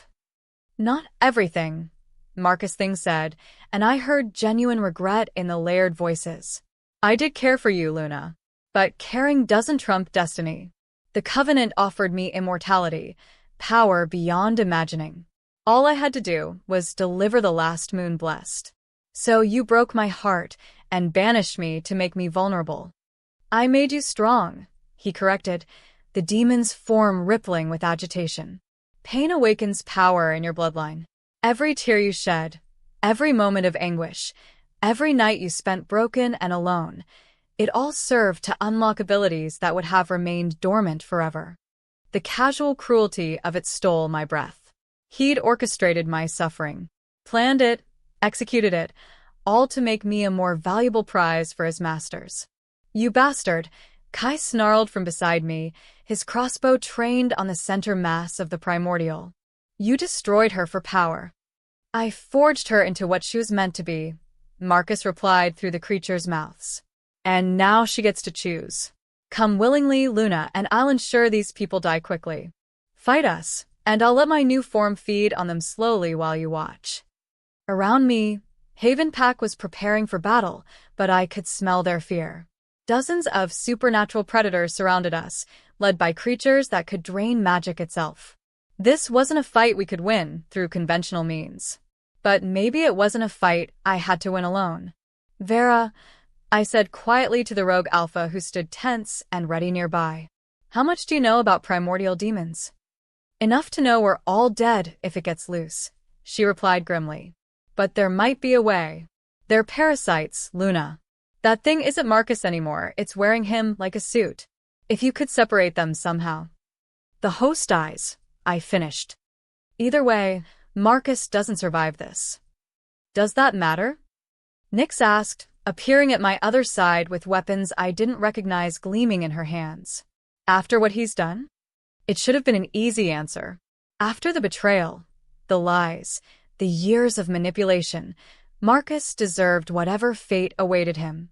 But looking at that twisted fusion of demon and the man I'd once loved, I found I couldn't quite let go of the boy who'd brought me wildflowers and made me laugh until my sides ached. "It matters," I said softly. "Not for him. For me." Malachar was growing impatient. 30 seconds, moon blessed. "Then we take you anyway and paint the valley with blood." I looked around at the faces of Haven Pack, wolves who'd welcomed me without question, offered me sanctuary, given me a chance to heal. Zara with her kind eyes and gentle humor. Alpha Rivera, who'd risked her pack to protect me. The children I could see being hustled to safety, their small faces tight with fear they shouldn't have to know. And Kai. Dear, brave Kai who'd opened his heart to love again, only to watch his new chance at happiness face an impossible choice. "There has to be another way," he said desperately. "Luna, we can fight them. Together." "And how many die while we try?" I asked gently. "How many children become orphans? How many mates lose each other forever?" "That's not your responsibility, isn't it?" I looked up at the full moon hanging silver and bright above us. "I'm the last moon blessed, Kai.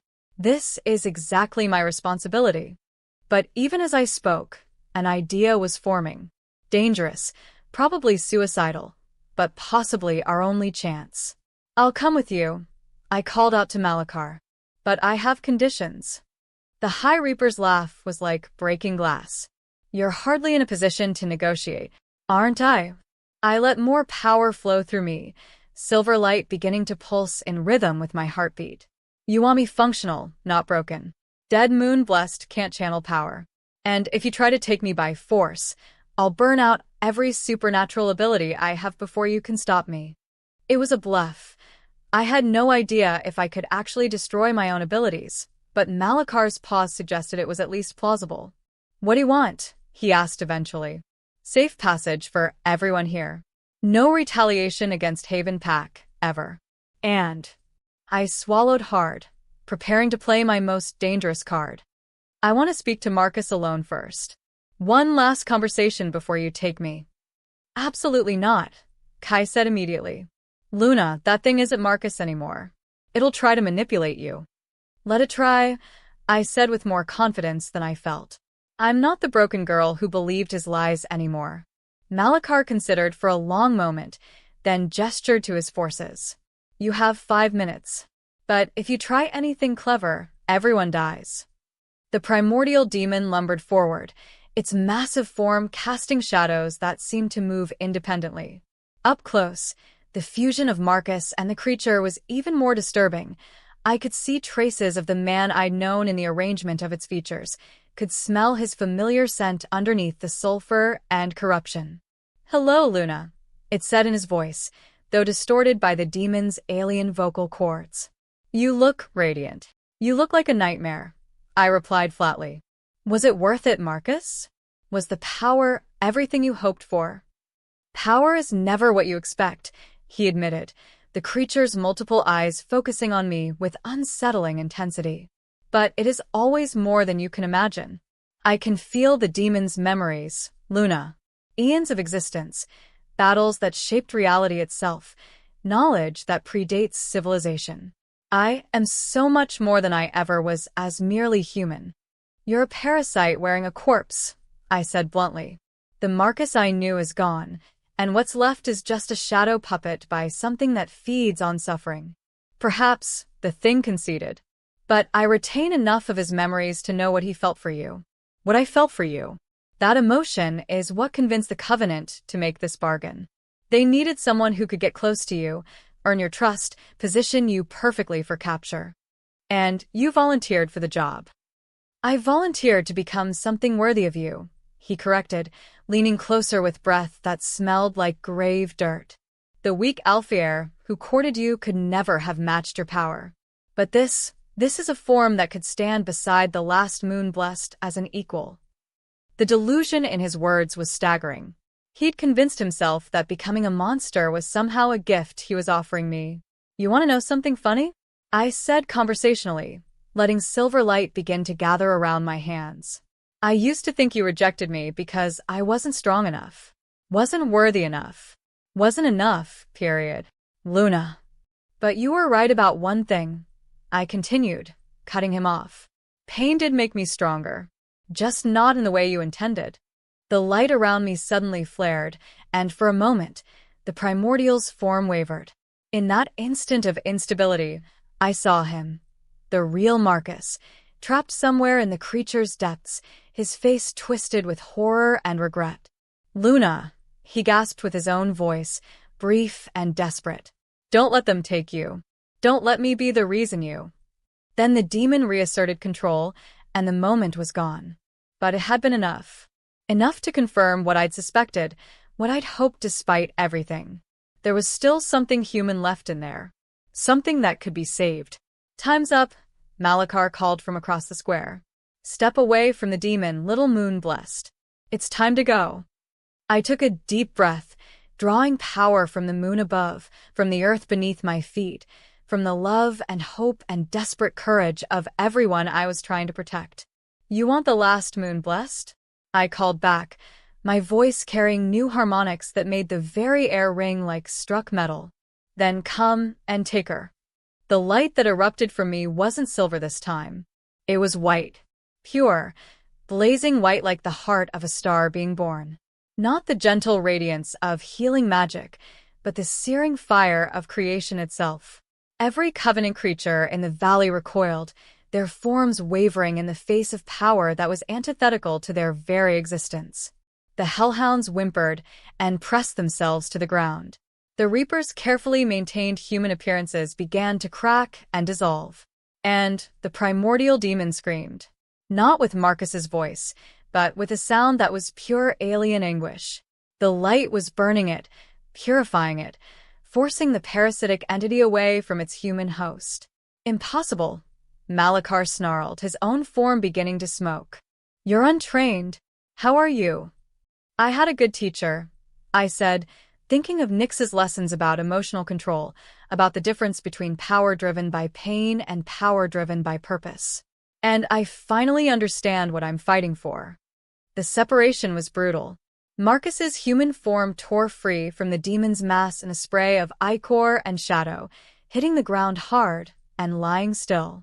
The primordial, suddenly robbed of its host, began to collapse in on itself like a dying star. But even as it died, it lashed out with desperate fury. Tendrils of living darkness shot toward the nearest targets, children who hadn't made it to the shelters, warriors who were too close to the dying creature's death throes. Toward Kai. I threw myself forward without thinking, wrapping him in a cocoon of white light just as the demon's final attack reached us. The darkness struck my shields and simply ceased. Not absorbed, not deflected, but purified out of existence. When the light faded, the primordial was gone. The hellhounds were retreating into the forest, with yelps of pain and terror. And Malachar was staring at me with something that might have been respect. Well played, Moon-Blessed, he said, beginning to fade like smoke. But this isn't over. The Covenant has other weapons, other plans. We will have you, eventually. Let them come, I said, my voice ringing with absolute certainty. I'll be ready. The High Reaper's laughter followed him into whatever darkness had spawned him. We shall see. But first, a gift. A token of our appreciation for such an entertaining evening. He gestured toward the edge of the village, where 7 figures were stumbling out of the forest. The missing Crescent Moon Pack members, alive and apparently unharmed. Call it professional courtesy, Malachar's fading voice carried on the wind. Warrior to warrior. Until next time, Luna Ashworth. Then he was gone, taking his remaining forces with him. The valley fell silent except for the sound of wind through trees and the ragged breathing of survivors processing what had just happened. I collapsed to my knees, the power drain hitting me like a physical blow. Using that much energy so quickly had cost me. I felt hollow, wrung out like a cloth that had been twisted dry. But we'd won. Somehow, impossibly, we'd won. Luna. Kai was beside me in an instant, his hands gentle as he helped me sit upright. Are you okay? I've never seen anything like that. Neither have I admitted shakily. I'm not sure how I did it. You saved us all, Alpha Rivera said, kneeling beside Marcus's unconscious form to check his pulse. Though I'm not sure what we're supposed to do with him now. I looked down at the man who'd been my mate, my betrayer, my enemy, and my responsibility. His breathing was shallow but steady, his face peaceful for the first time since I'd seen him again. We heal him, I said simply. And then we help him live with what he's done. That's what Moon-Blessed do. We heal what's broken, even when it's complicated. Even after everything he did to you? Sage asked, appearing at my side with tears streaming down her face. Luna, he destroyed your life. He tried to. I corrected, looking around at the faces of people who'd stood with me, fought for me, believed in me even when I couldn't believe in myself. But he failed. My life isn't destroyed, it's just different than I planned. Better in some ways. I felt Kai's hand slip into mine, warm and steady and real. Much better, I added softly. As dawn began to break over the valley, painting the sky in shades of rose and gold, I finally understood what my grandmother had meant about being broken before being made whole. Sometimes you had to lose everything you thought you wanted to find what you actually needed. And sometimes, if you were very lucky, what you needed turned out to be exactly what had been waiting for you all along. Chapter 8. 3 days after the battle, Marcus opened his eyes. I was sitting beside his bed in Haven's Medical Center, reading from my grandmother's journal, while silver light flowed from my fingertips into his slowly healing body. The demon's separation had left him physically and spiritually damaged in ways I was still learning to understand. Luna? His voice was barely a whisper, hoarse from days of unconsciousness. I'm here, I said softly, not stopping the healing flow. His internal injuries were extensive. The primordial had been feeding on his life force for months, slowly consuming him from within. I'm sorry. The words came out broken, barely audible. God, Luna, I'm so sorry. What I did to you, what I became, there's no excuse. No, I agreed quietly. There isn't. He flinched as if I'd struck him, but I wasn't finished. But there's forgiveness, I continued, meeting his green eyes steadily. If you want it, if you're willing to do the work to earn it. Tears slipped down his cheeks, the first genuine emotion I'd seen from him since the rejection ceremony. I don't deserve forgiveness. I don't deserve to be alive after what I put you through. Maybe not, I said with brutal honesty. But deserving isn't the point. Healing is. For both of us. Marcus closed his eyes, fresh tears leaking from beneath his lashes. The things I did, the people I hurt. Luna, I helped them capture those 7 wolves. I led them right to Vera's pack. I'm responsible for so much death and suffering. I know. The knowledge sat heavy in my chest, but it didn't change my decision. And you'll have to live with that for the rest of your life. But you'll live with it as yourself, not as a puppet for cosmic horror. Why? He asked desperately. Why save me? Why heal me? After everything I did to you, why show me mercy? I considered the question seriously. It wasn't sentiment.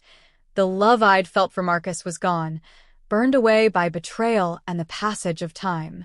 It wasn't forgiveness, not entirely. That would take much longer to achieve if it ever came at all. Because, I said finally, saving you saves me too.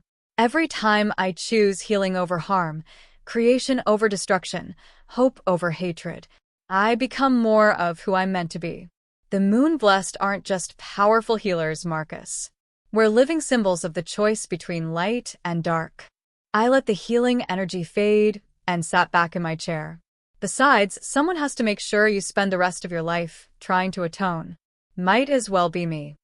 A soft knock interrupted our conversation. Kai peered around the door, his amber eyes cautious. Sorry to interrupt, he said. Luna, Elena wants to speak with you when you have a moment. And Marcus. He paused, clearly struggling with what to say to the man who'd orchestrated so much pain. I know you probably want to kill me, Marcus said quietly. I wouldn't blame you. Kai was silent for a long moment, studying the broken man in the hospital bed. When he finally spoke, his voice was measured and calm. I want you to get better, he said simply. I want you to heal completely, live a long life, and spend every day of it remembering what you did to the woman I love. That seems like a much better punishment than death. The woman I love. The words hung in the air between us like a confession he hadn't meant to make. My heart did something complicated in my chest, a flutter of joy mixed with terror and hope and about a dozen other emotions I wasn't ready to examine. Marcus's eyes widened slightly. You love her. More than breathing, Kai admitted, his gaze fixed on me now. More than art or peace or the life I built in exile. She's everything. The simple honesty of it took my breath away. No grand gestures, no flowery speeches. Just truth, offered without expectation or demand. Kai, I started, but he held up a hand. You don't have to say anything, he said gently. I know you're still healing, still figuring out who you are now. I'm not going anywhere, Luna. Whatever you need, however long it takes. The contrast between his patient love and Marcus's demanding possession couldn't have been starker. One had tried to break me down to fit his vision. The other was willing to wait for me to build myself back up. We should go see what Elena wants, I said, standing on legs that felt suddenly unsteady. Kai nodded and turned to leave, but Marcus's voice stopped him. Take care of her, he said quietly. She deserves someone who will put her first, always. Don't make my mistakes. I won't, Kai replied with absolute certainty. But not because you're telling me to. Because she's worth protecting, worth cherishing, worth building a life around. As we walked through Haven's village center toward Alpha Rivera's office, I found myself stealing glances at Kai, really looking at him for the first time in days. The strong line of his jaw, the way his hair caught the afternoon sunlight, the careful distance he maintained between us, close enough to help if I needed it, far enough away to give me space to breathe. "Kai," I said, stopping in the middle of the path. He turned immediately, concern creasing his features. "What's wrong? Are you okay?" "I love you too," I said simply. The words seemed to hit him like a physical force. His eyes went wide, his mouth opening and closing without sound as he processed what I'd just admitted. "Luna," he breathed finally. "Are you sure? I know everything's been crazy lately, and with Marcus and the Covenant, and—" I stepped closer, close enough to see the gold flecks in his amber eyes, close enough to smell his familiar scent of pine and paint and something uniquely him. "I'm sure," I said softly. "I've been sure for days, maybe longer. I was just too scared to trust it, too afraid of being hurt again. And now I'm tired of being afraid. Tired of letting past pain dictate present choices." I reached up to cup his face in my hands, marveling at the way he leaned into my touch like a flower turning toward the sun. "You've been so patient with me, so careful not to push or demand. But I'm ready now, Kai. I'm ready to try again with someone who deserves my trust." His smile was like sunrise after the longest night. "Are you absolutely certain? Because once I kiss you, I'm not sure I'll be able to stop." "Then don't stop," I whispered against his lips. The kiss was everything our first kiss should have been, gentle but passionate, tender but desperate, full of promise and hope and the kind of love that felt like coming home. When we finally broke apart, both breathing hard, I felt something shift inside my chest. Not the painful snap of a broken mate bond, but something new and warm and infinitely precious clicking into place. "Oh," I gasped, silver light beginning to pulse beneath my skin. Kai's eyes widened. "Luna, what?" But before he could finish the question, the light exploded outward from both of us. Not just my silver radiance, but something golden and warm flowing from him, the two energies spiraling together in patterns that spoke of destiny and choice and love freely given. When the light faded, we were still standing in the middle of the village path, but everything felt different. More connected. More complete. "Well?" Alpha Rivera's amused voice came from behind us. "That answers one of the questions I was going to ask." We spun around to find her watching us with a knowing smile, her arms crossed and her eyes twinkling with mirth. "Elena," I said, trying to regain some composure. "You wanted to see me?" "I did. But I think what I wanted to discuss just resolved itself." She gestured to the lingering traces of gold and silver light still dancing in the air around us. "Congratulations, you two. True mate bonds are rare enough without the added complexity of moon-blessed magic." "True mate bond," Kai repeated faintly. "Oh yes," Rivera said cheerfully. "Much stronger than the standard werewolf variety. Based on choice rather than biology, compatible souls rather than breeding compatibility. The moon-blessed only bond with those who truly see and accept them for who they are." I felt tears prick my eyes. Happy tears, healing tears. After everything I'd been through, after all the pain and betrayal and broken dreams, the universe had given me something pure and true and entirely my own.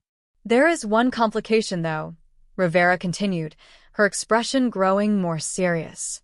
"The Covenant will sense this. A true mate bond involving moon-blessed blood creates a power signature that's noticeable."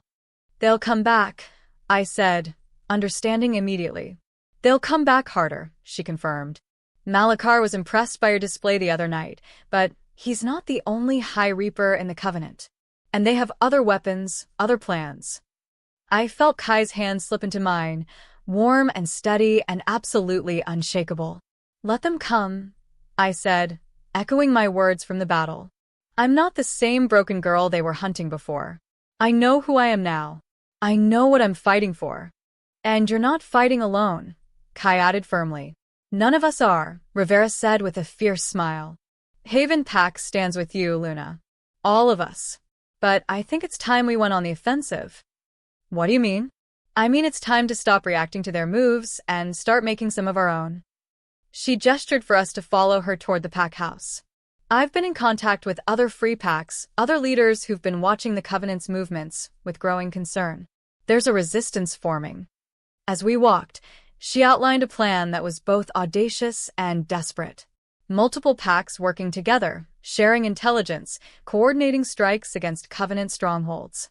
The kind of unified action that hadn't been seen in the supernatural world for centuries. The key, Rivera explained, is you, Luna. The Moon-Blessed were the original peacekeepers, the neutral parties that could unite fractured communities. Your presence, your power, your willingness to heal rather than harm, it's exactly what we need to bring everyone together. No pressure, I said dryly.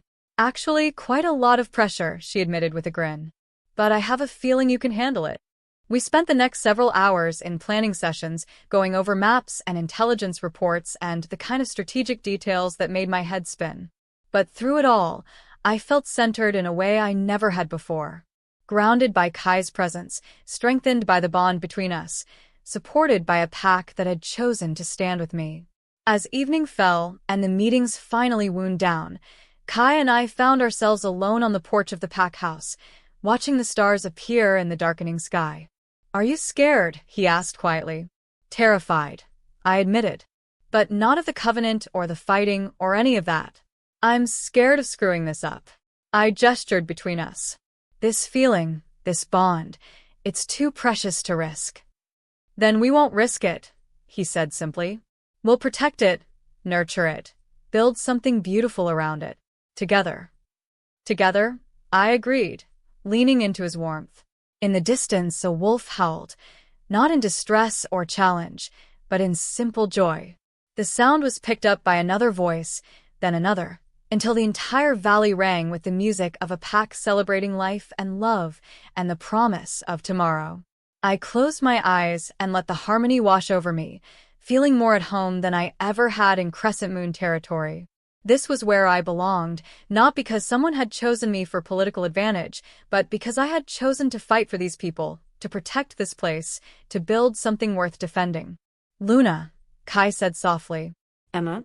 I know this is probably too soon, and I don't want to pressure you, but... He took a deep breath. After all this is over, after we've dealt with the Covenant and made the world safe again, would you maybe want to build a life together? Really together? I opened my eyes to find him watching me with an expression of hope and vulnerability that made my heart clench with love. Kai Richardson, I said solemnly, are you asking me to be your mate? Your partner? Your everything? I'm asking you to be my choice, he said quietly. Like I want to be yours. Not because of destiny or biology or magical bonds, but because we choose each other. Every day, no matter what. The answer came without hesitation, rising from the deepest part of my soul. Yes, I whispered. Yes to all of it. Yes to choosing you. Yes to building something beautiful together. Yes to whatever comes next as long as we face it as partners. His kiss was answer and promise and celebration all at once. When we finally broke apart, breathless and glowing with residual magic, I realized something that made me smile. For the first time in my life, I wasn't thinking about what I'd lost or what might be taken away. I was thinking about what I was building, what I was protecting, what I was choosing to create. The broken girl who'd fled Crescent Moon territory was gone. In her place stood someone I was proud to be. Chapter 9. The War Council that assembled in Haven's Great Hall 3 weeks later looked like something out of legend. Representatives from 12 different packs had answered Alpha Rivera's call, their varied sense and energy signatures creating a tapestry of supernatural power that made the air itself thrum with tension. Northern packs with their ice blue eyes and silver fur. Desert clans whose wolves ran red as canyon stone. Mountain packs built like living fortresses.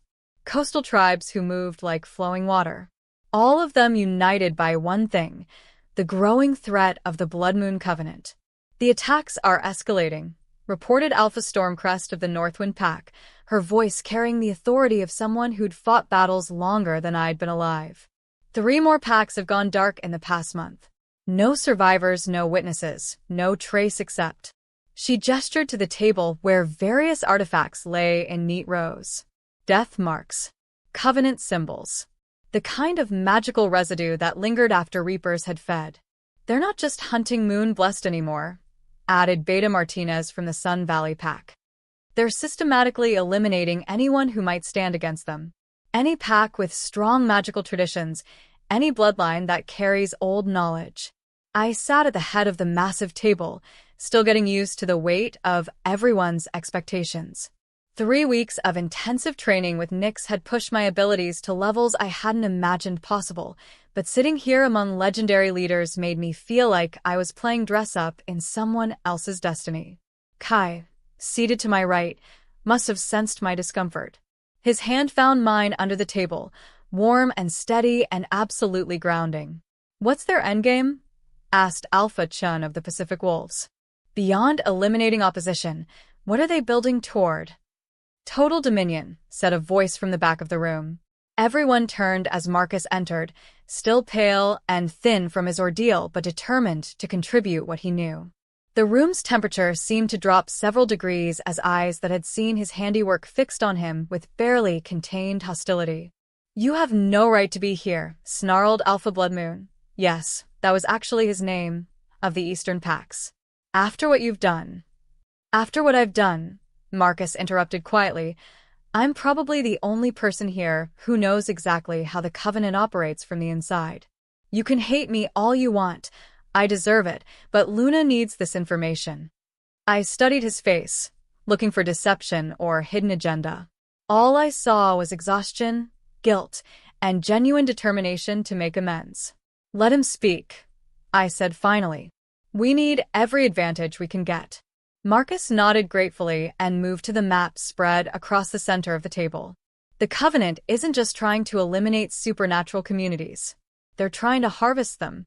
Every pack they destroy, every magical bloodline they corrupt, it all feeds into a central ritual they've been building for decades. He pointed to various locations marked in red across the map. These aren't random targets. They're power nodes, places where the veil between our world and other places is thin. The Covenant has been using the deaths of supernatural beings to weaken those barriers. "Weaken them for what?" Alpha Rivera asked, though her expression suggested she already suspected the answer. "To bring something through," Marcus said grimly.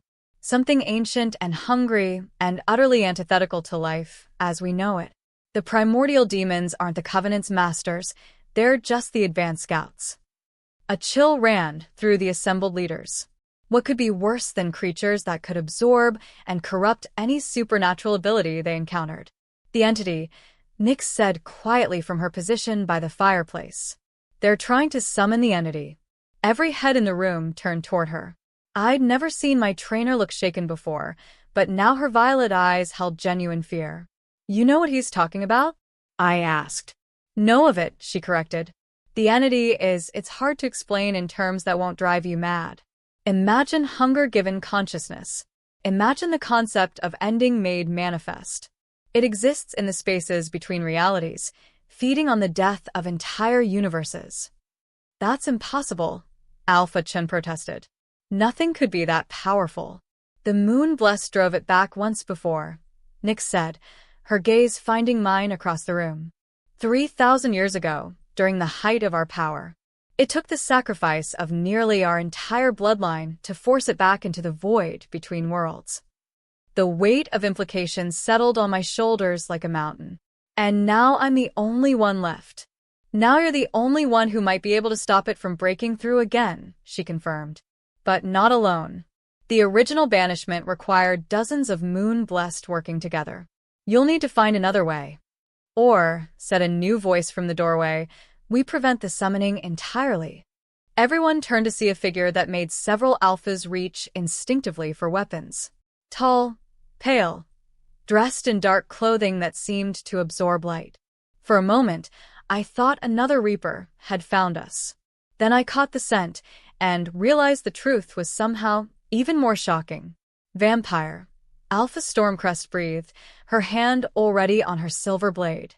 "Indeed," the newcomer said with a slight bow. Lysander Nightfall, Lord of the Eastern Territories. And before you start reaching for steaks and silver, I'm here to help. Vampires don't help werewolves, Alpha Blood Moon snarled. It's against the natural order. The natural order, Lysander replied dryly, becomes irrelevant when faced with total extinction. The entity doesn't distinguish between supernatural species when it feeds. If the Covenant succeeds in summoning it, vampires will die alongside werewolves, fae, witches, and every other magical being on this continent. What do you know about their plans? I asked, gesturing for the others to hold their objections. Enemy or not, information was information. More than you might expect. Lysander moved to the table with fluid grace, his pale fingers tracing patterns on the map. The vampire covens have been tracking Covenant movements for months. They've established 7 primary ritual sites, arranged in a perfect heptagon across North America. Each site is protected by at least 1 High Reaper and a small army of lesser creatures. 7 sites, Alpha Rivera mused. Too many to hit simultaneously with the forces we have available. Unless we don't hit them simultaneously, I said, an idea beginning to form. What if we force them to concentrate their defenses? Make them think we're going after one specific site while actually targeting the real objective. Which would be? Marcus asked. I pointed to the center of the heptagon, where no site was marked. There. Whatever they're trying to summon, that's where it'll manifest. That's where we need to be.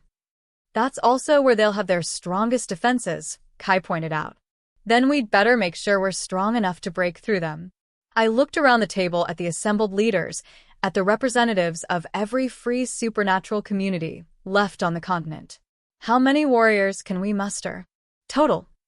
The answers came quickly: 2,000 werewolves, 300 vampires if Lysander could convince the other covens to join, perhaps 50 witches from the hidden enclaves, and a handful of other supernatural beings who'd managed to evade Covenant attention.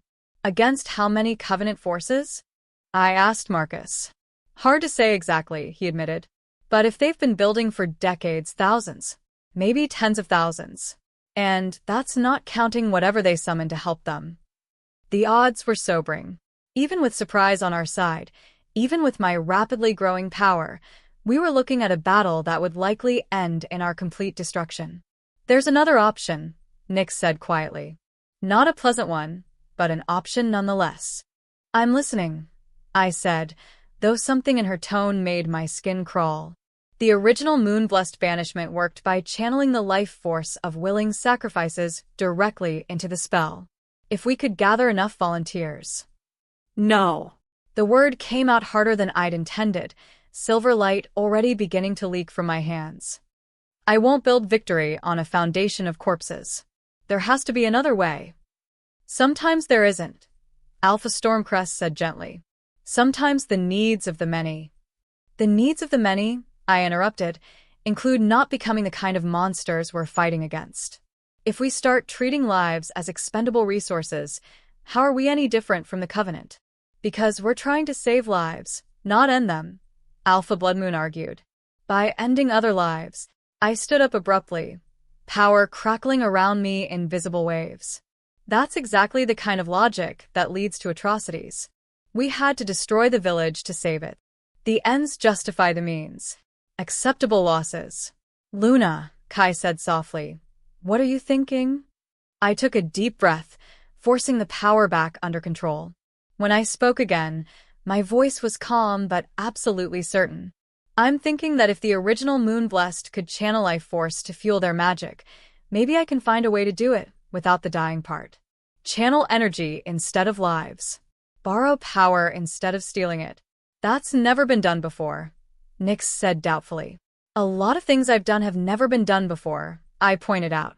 I separated a primordial demon from its host without killing either one.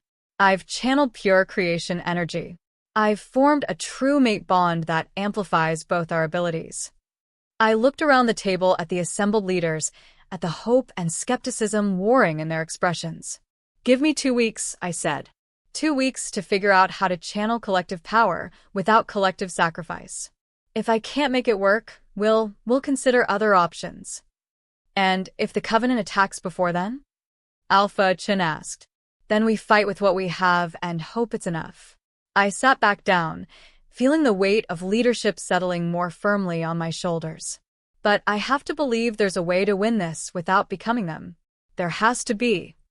The meeting broke up shortly after, with various packs agreeing to coordinate intelligence and prepare for the final confrontation. As the great hall emptied, I found myself alone with just Kai, Nyx, and surprisingly, Lysander. Interesting perspective, the vampire said conversationally. Most leaders would have jumped at the chance for a guaranteed victory, regardless of cost. I'm not most leaders, I replied. No, you're not. His pale eyes studied me with what might have been approval. The vampire covens will support your plan, whatever form it takes. We have our own reasons for wanting to see the entity remain banished. What reasons? Because 3,000 years ago, when your ancestors forced it back into the void, several vampire bloodlines volunteered to help. The entity's touch corrupted them beyond redemption. They became something that was neither vampire nor demon, but somehow worse than both. He moved toward the door, then paused. They still exist, Luna. Trapped in the spaces between worlds, screaming for release. If the entity returns, it will bring them with it. And trust me when I say that death would be a mercy compared to what they've become. After he left, the three of us sat in contemplative silence for several minutes. You really think you can find another way? Nyx asked finally. I have to, I said simply, because the alternative is unthinkable. Then we'd better get started, Kai said, standing and offering me his hand. 2 weeks isn't very long to rewrite the fundamental laws of magical sacrifice. As we walked back toward our cabin, I felt the familiar weight of impossible expectations pressing down on me. Save the world. Unite fractured communities. Find a way to channel collective power without collective death. Defeat an entity that had required the sacrifice of an entire bloodline to banish the first time. No pressure at all. But as we reached our front door, and I saw the warm light spilling from the windows, smelled the scent of home and safety and love, I felt my determination crystallize into something unbreakable. I would find another way. Because the alternative, a world where monsters like the entity could feed freely on everything good and beautiful and worth protecting, was simply unacceptable. The last moon blessed was going to war. And she was going to win. Chapter 10.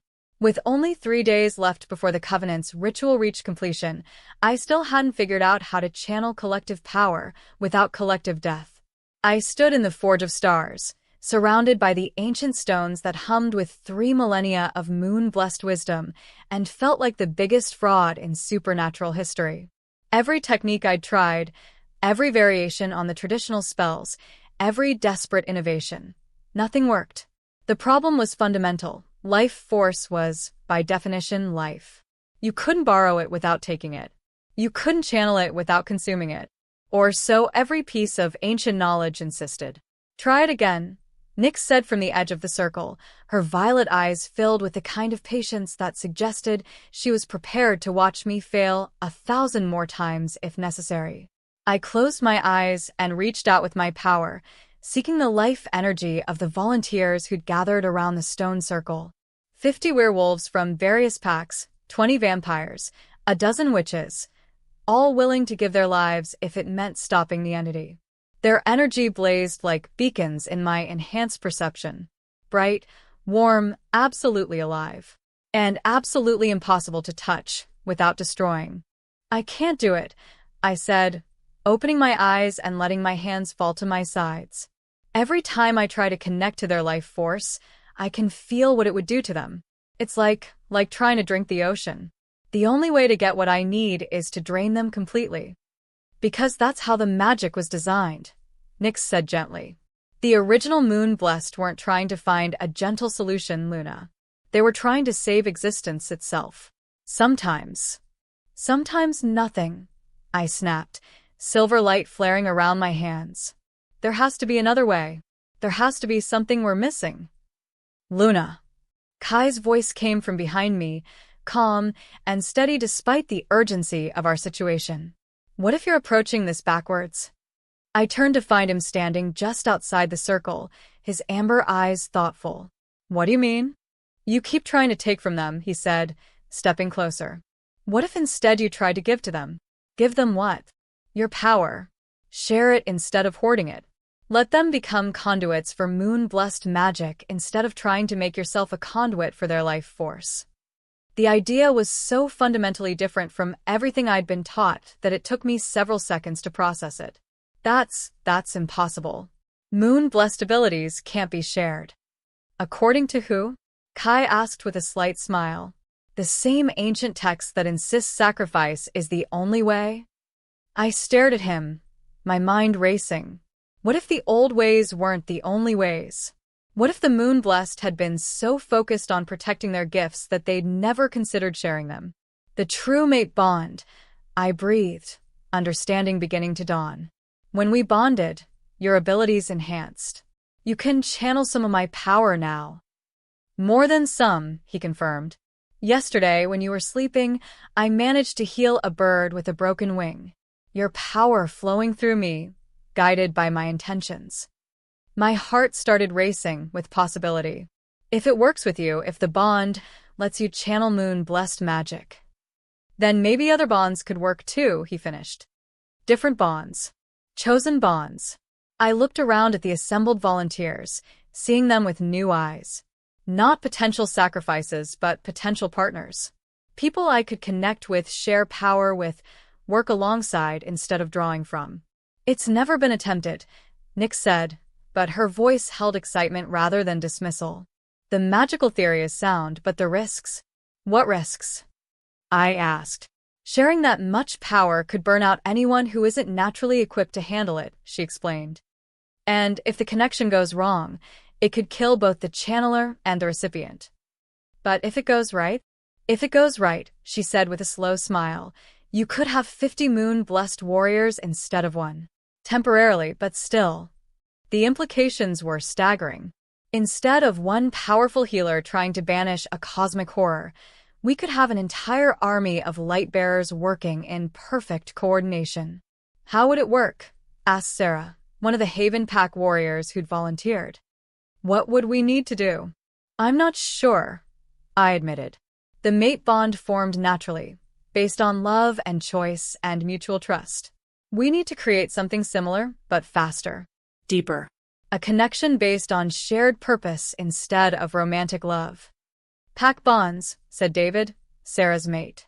We already have connections to each other through the pack structure. What if you could tap into those existing bonds, use them as bridges? Or coven bonds for the vampires, added Elena, one of Lysander's representatives. We're already connected through our maker's bloodline. And circles for the witches, said Margaret, the eldest of the magical practitioners. We've been working together for decades. The trust and connection are already there. I felt excitement building in my chest like a physical thing. Yes, I said, power beginning to pulse around my hands. Yes, that could work. I wouldn't be forcing new connections. I'd be enhancing existing ones, using them as conduits for shared power. Try it, Nyx urged. Start small. One person, someone you already trust completely. I looked at Kai, and he stepped forward without hesitation. Always, he said simply. I reached out with my power, not trying to take anything from him, but instead offering everything I had. The connection that already existed between us, love, trust, partnership, the supernatural bond that had formed when we chose each other, blazed to life with new intensity. And suddenly he was glowing.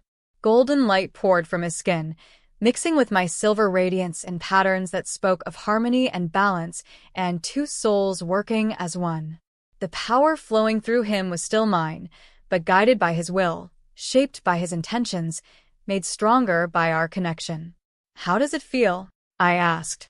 Like coming alive for the first time, he breathed, staring at his hands in wonder. I can feel everything. The earth beneath our feet, the life in every blade of grass, the connections between all living things. Is this how you always experience the world? Since the awakening, yes. I turned to the other volunteers. Who wants to try? Sarah stepped forward first, her hand finding David's. Together, she said firmly. Pack bonds work both ways.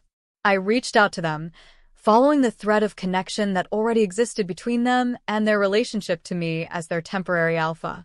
The pack bond was different from the mate bond, broader, more communal, based on loyalty and shared purpose rather than romantic love.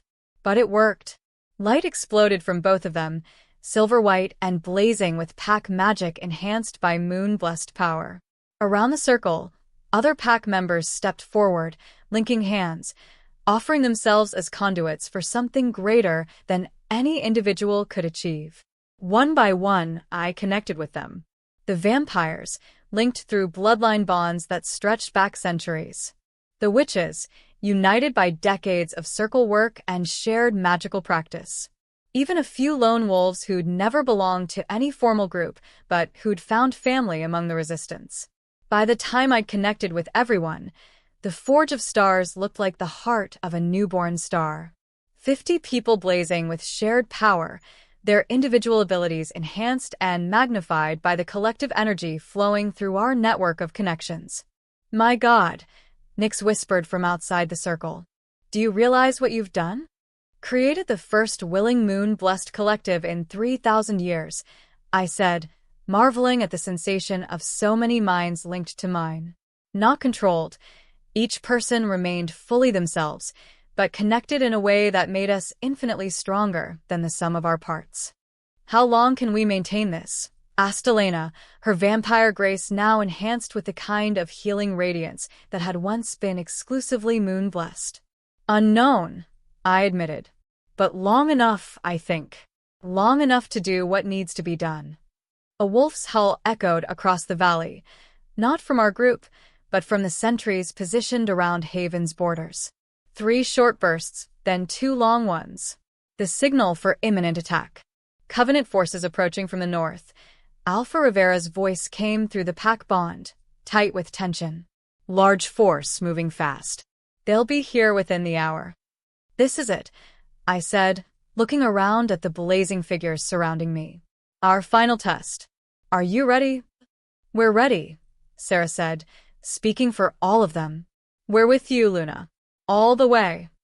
I felt their determination flow through our connection.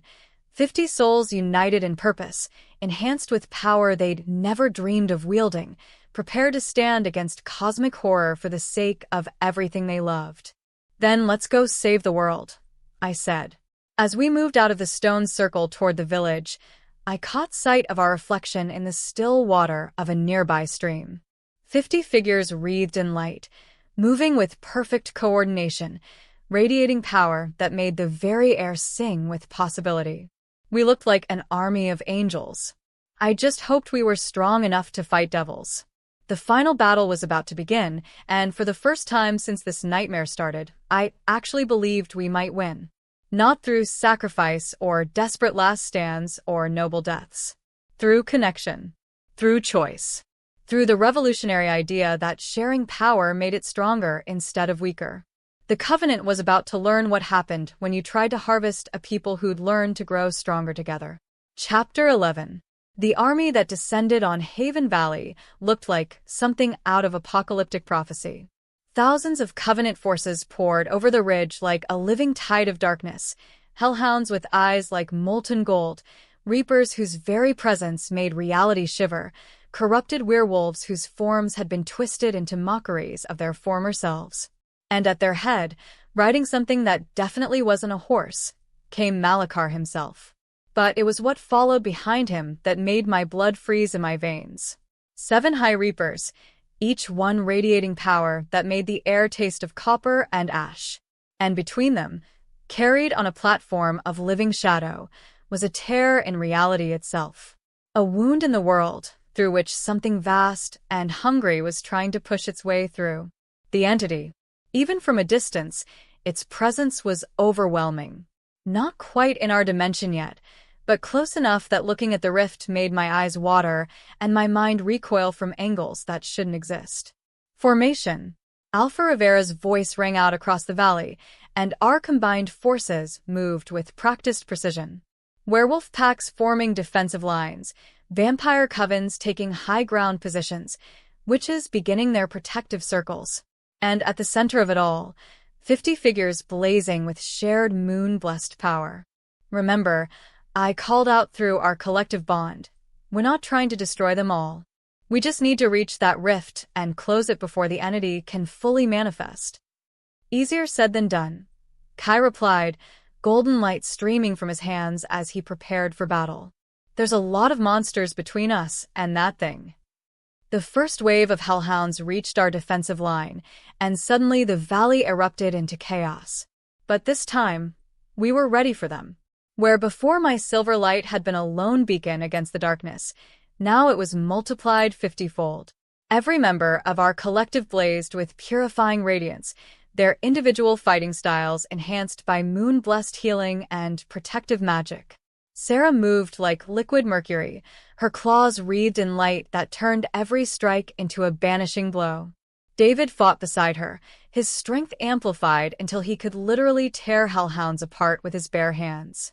The vampires became blurs of golden motion, their supernatural speed now backed by the kind of defensive magic that made them nearly invulnerable. And the witches were magnificent. Instead of their usual small-scale magic, they were throwing around spells that reshaped the battlefield itself. Walls of pure light erupted from the earth. Healing rain fell on our wounded, while acidic storm clouds gathered over our enemies. We were winning. For the first 10 minutes of the battle, we were actually winning. Then Malachar decided to stop playing games. Enough. His voice boomed across the valley with supernatural force, and suddenly every Covenant creature on the field began to glow with the same sickly red light. He's enhancing them, Nyx shouted from her position near the village center, feeding them power directly from the rift. The effect was immediate and terrifying.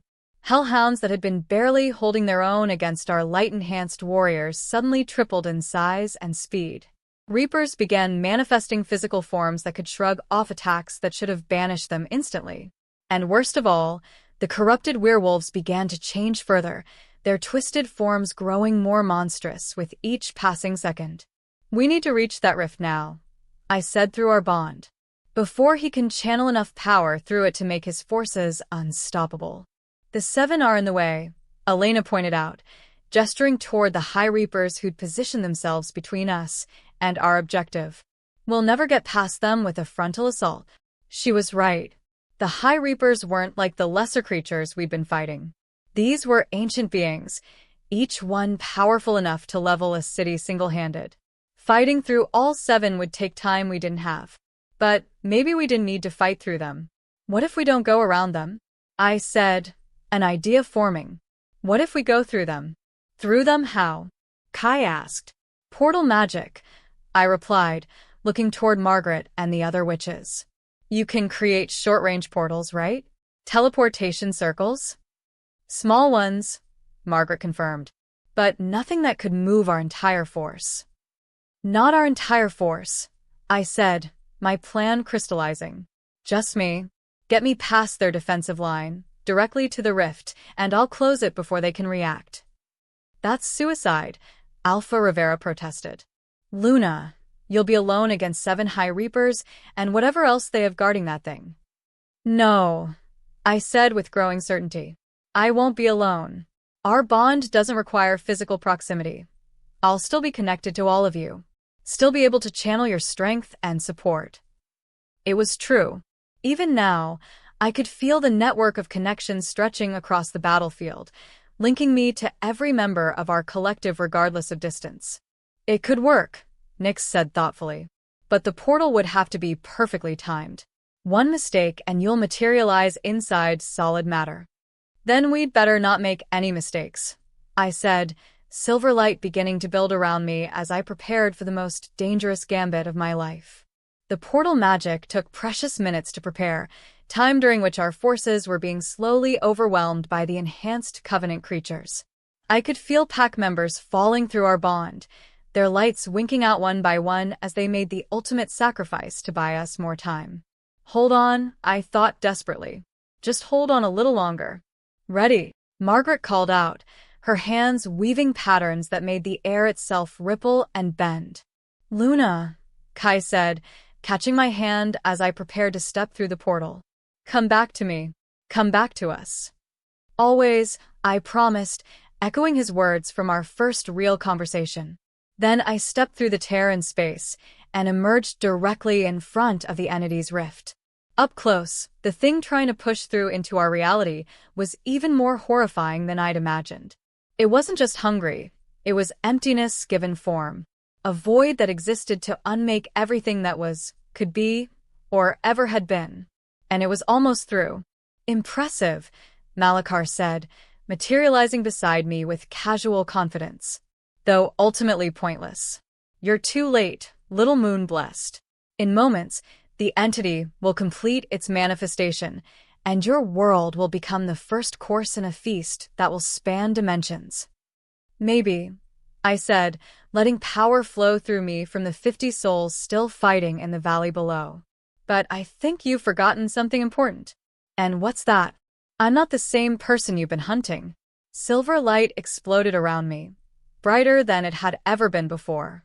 I'm not alone. I'm not broken. And I'm not afraid of you anymore. The first High Reaper to attack me simply ceased to exist, banished by light so pure it unraveled the very concept of corruption.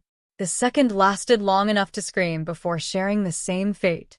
But even enhanced by collective power, fighting 7 High Reapers while simultaneously trying to close an interdimensional rift was beyond my capabilities. That's when I felt it, a new presence joining our collective bond. Marcus. He was running across the battlefield, his human form blazing with borrowed moon-blessed radiance as he fought his way toward us. Behind him came others, pack members I'd thought were down, vampires who'd seemed mortally wounded, witches who'd exhausted their power. You didn't think we'd let you have all the fun, did you? His voice came through our bond, strained but determined. Marcus, you don't have to. Yes, I do, he interrupted, reaching the rift just as the third High Reaper converged on my position. You saved me, Luna. Let me return the favor. The battle that followed was like nothing in recorded supernatural history. Dozens of enhanced warriors fighting 7 ancient evils while reality itself began to unravel around us. Light and shadow clashed in patterns that hurt to perceive directly. The very air caught fire from the magical energies being thrown around.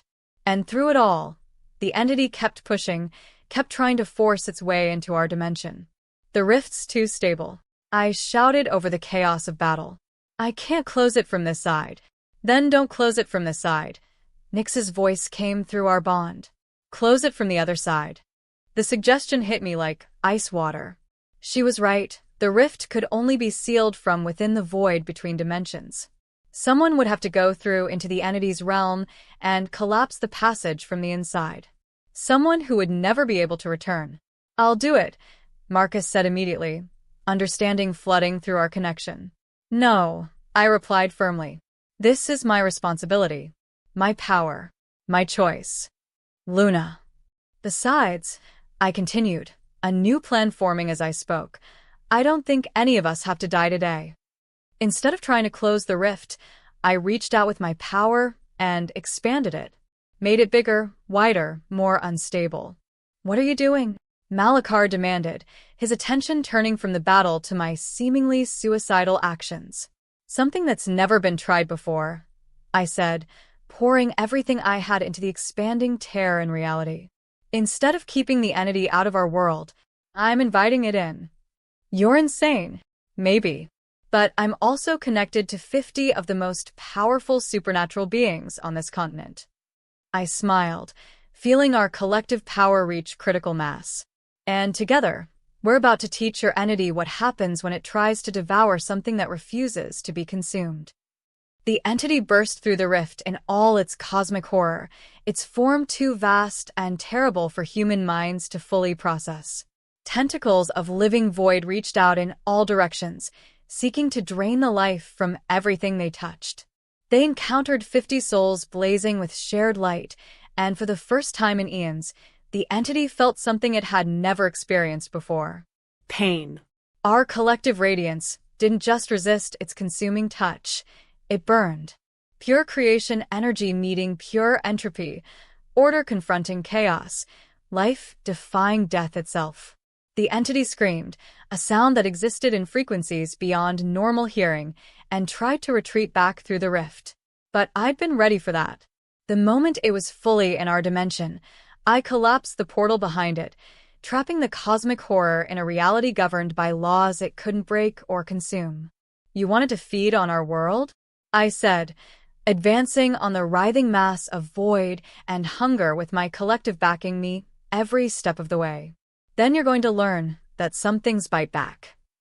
What followed wasn't a battle in any conventional sense. It was an exorcism on a cosmic scale. 50 enhanced supernatural beings, united in purpose and connected by bonds of choice and trust, systematically purifying an entity that had devoured entire universes. It should have been impossible. It should have killed us all. Instead, it worked. The entity's form began to unravel, its vast consciousness fragmenting under the sustained assault of pure creative force. Not destroyed, I wasn't sure something that fundamental could be truly destroyed but transformed. Cleansed. Made into something that could exist without consuming everything around it. When the light finally faded, what remained wasn't the cosmic horror that had tried to devour our reality. It was something smaller, quieter, almost peaceful. What did you do to it? Malachar whispered, his voice filled with something that might have been awe. I healed it, I said simply. That's what Moonblessed do. We heal what's broken.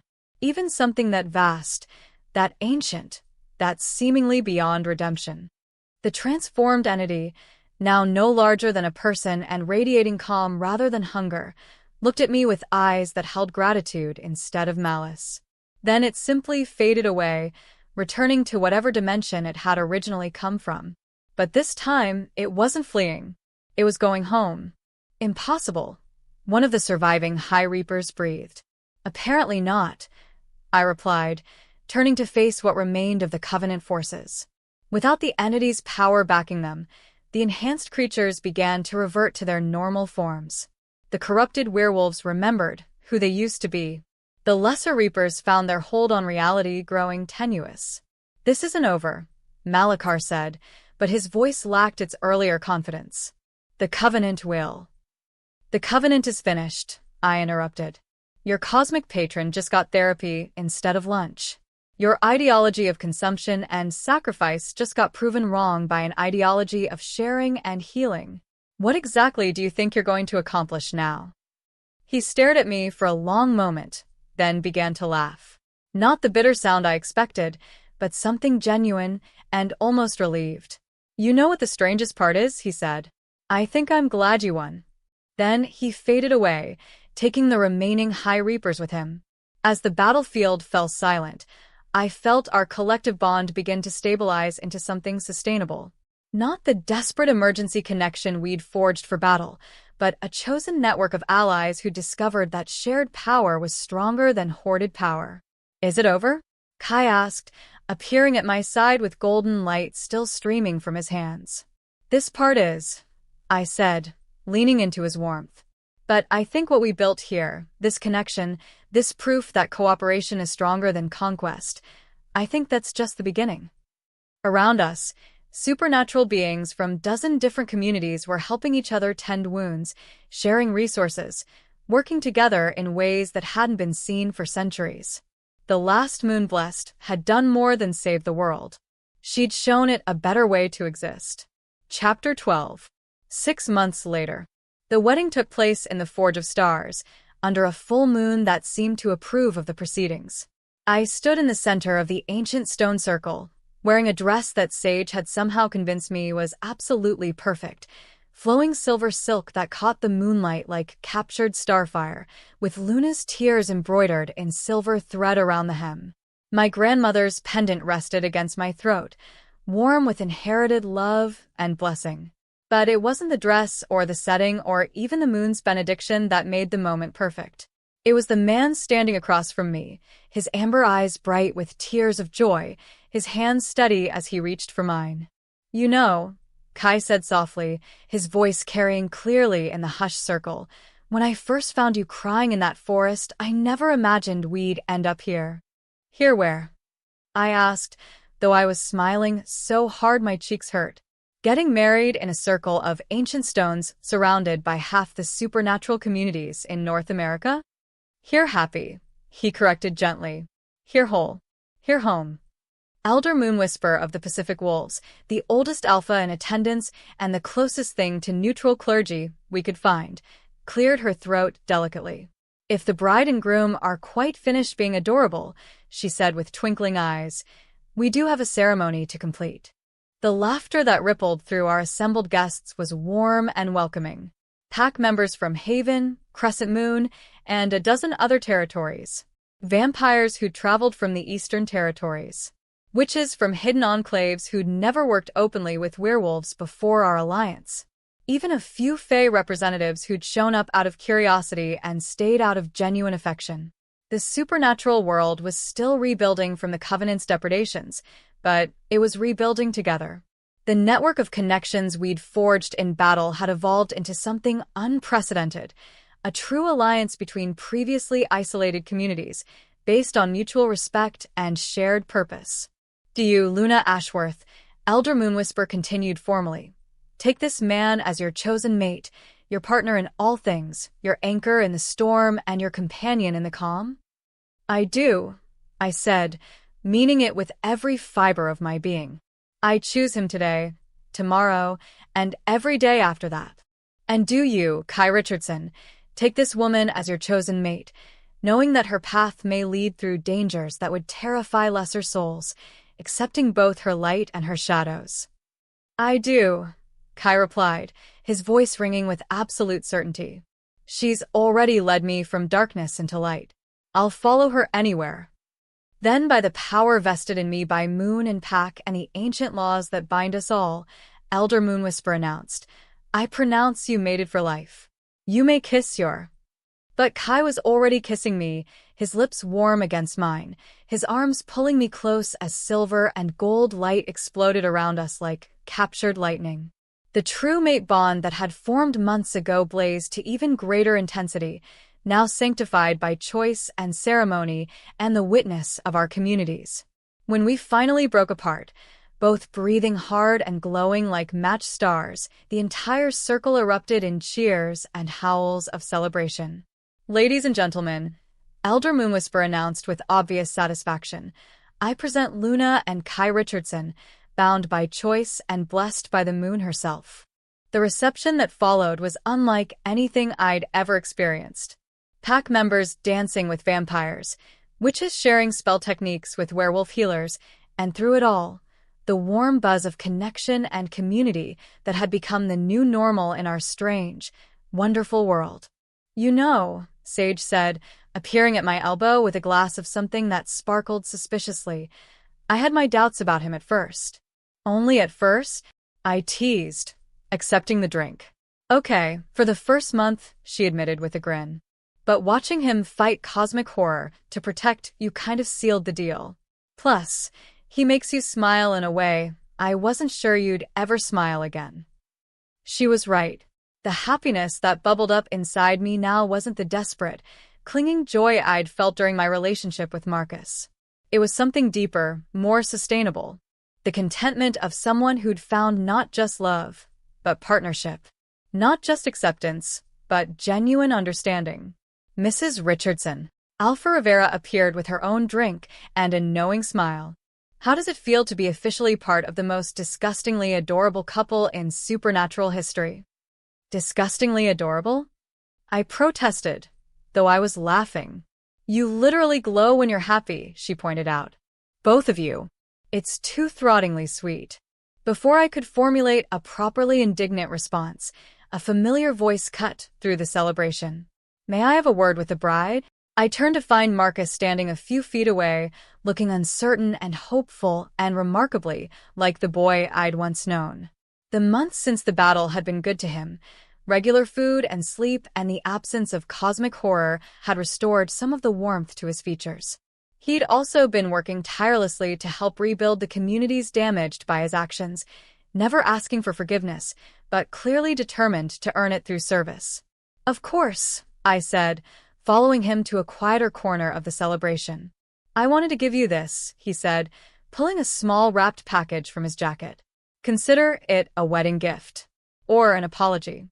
Or closure, maybe. I unwrapped it carefully, revealing a delicate silver bracelet set with a single moonstone. It was beautiful, but it was also familiar. "This was your grandmother's," I said, recognizing the piece from old pack photographs. "And now it's yours," he said simply. "She always said it should go to someone who understood the weight of leadership, the responsibility of power. Someone who could use it to protect rather than control." I fastened the bracelet around my wrist, feeling the faint hum of protective magic woven into the metal. "Thank you, Marcus. Really. I'm the one who should be thanking you," he said quietly. "For saving me, for giving me a chance to be better than I was, for proving that redemption is possible even when you think you're too far gone." "We all deserve second chances," I said gently. "Even you. Especially you." He smiled then, the first genuinely happy expression I'd seen from him since before the rejection ceremony. "I'm leaving tomorrow," he said. "There's a pack in Montana that needs help rebuilding after a Covenant attack. I thought maybe I could be useful there." "I think you could be very useful," I agreed. "Take care of yourself, Marcus. And remember, you're not defined by your worst mistakes. You're defined by what you do after you make them." "Yes, ma'am, Lady Moonblessed," he said with a mock formal bow that made me laugh. "Just Luna," I corrected. "Always just Luna." As he walked away to rejoin the celebration, I felt a chapter of my life finally, truly close. Not with anger or pain, but with understanding and acceptance, and something that might even have been friendship. "Everything okay?" Kai asked, appearing at my side with that uncanny ability he had to know exactly when I needed him. "Everything's perfect," I said, meaning it completely. The rest of the evening passed in a whirl of dancing, toasts, and the kind of joyful chaos that only happens when different communities come together to celebrate something good.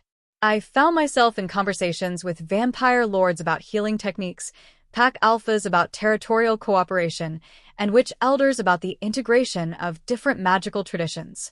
The world was changing, evolving into something better than it had been. Not perfect. There were still conflicts to resolve, still communities that viewed each other with suspicion, still work to be done. But progress was being made, one conversation and one connection at a time. As the moon reached its zenith, Kai and I slipped away from the celebration for a few moments of private time. We walked hand in hand to the edge of the clearing, where we could look out over Haven Valley and the life we'd built together. "Any regrets?" he asked softly. "About what?" "Any of it. The rejection, the exile, the battles, the cosmic horror, any of it. If you could go back and change things, would you?" I considered the question seriously, thinking about the girl I'd been 6 months ago. Broken, desperate, convinced that her worth was determined by someone else's approval. Then I thought about who I was now, confident, powerful, surrounded by chosen family and genuine love. "No regrets," I said finally. "Not even the pain. It all led me here, to you, to this life. And this life is worth every moment of heartbreak it took to find." "Good answer," he said, pulling me close. "Because I have something for you." "Another wedding gift?" "More like a promise," he said, reaching into his pocket and pulling out a small silver key. "I've been working on something. A surprise. Want to see?" Curious, I let him lead me through the forest along paths I'd never noticed before. After about 10 minutes of walking, we emerged into another clearing where a small cabin sat nestled between ancient trees. But this wasn't just any cabin. It was clearly designed with love and attention to every detail. Wide windows to let in natural light, a garden space already prepared for my herbs, a covered porch perfect for morning coffee and evening conversations. And everywhere I looked, I could see Kai's artistic touch, carved details in the woodwork, painted murals that seemed to tell our story, stained glass windows that would cast rainbow patterns across the floors when the sun hit them just right. "You built this," I breathed, hardly believing what I was seeing. "You built us a home." "I built us a future," he corrected gently. "Somewhere that's ours, not borrowed or temporary or tied to pack politics."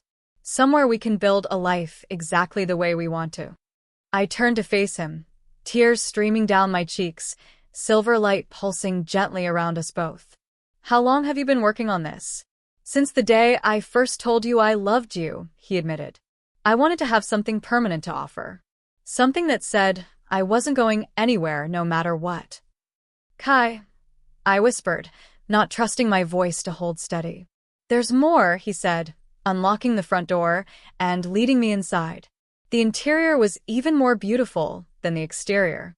A stone fireplace dominated one wall, surrounded by comfortable seating. A kitchen that looked like it belonged in a magazine but was clearly designed for actual cooking.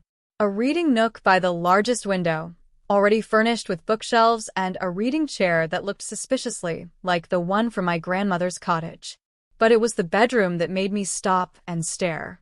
The walls were covered with paintings, dozens of them, all depicting scenes from our life together.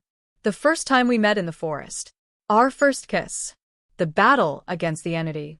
Quiet moments of domestic happiness I didn't even remember him witnessing. And above the bed, in place of honor, hung a portrait that took my breath away.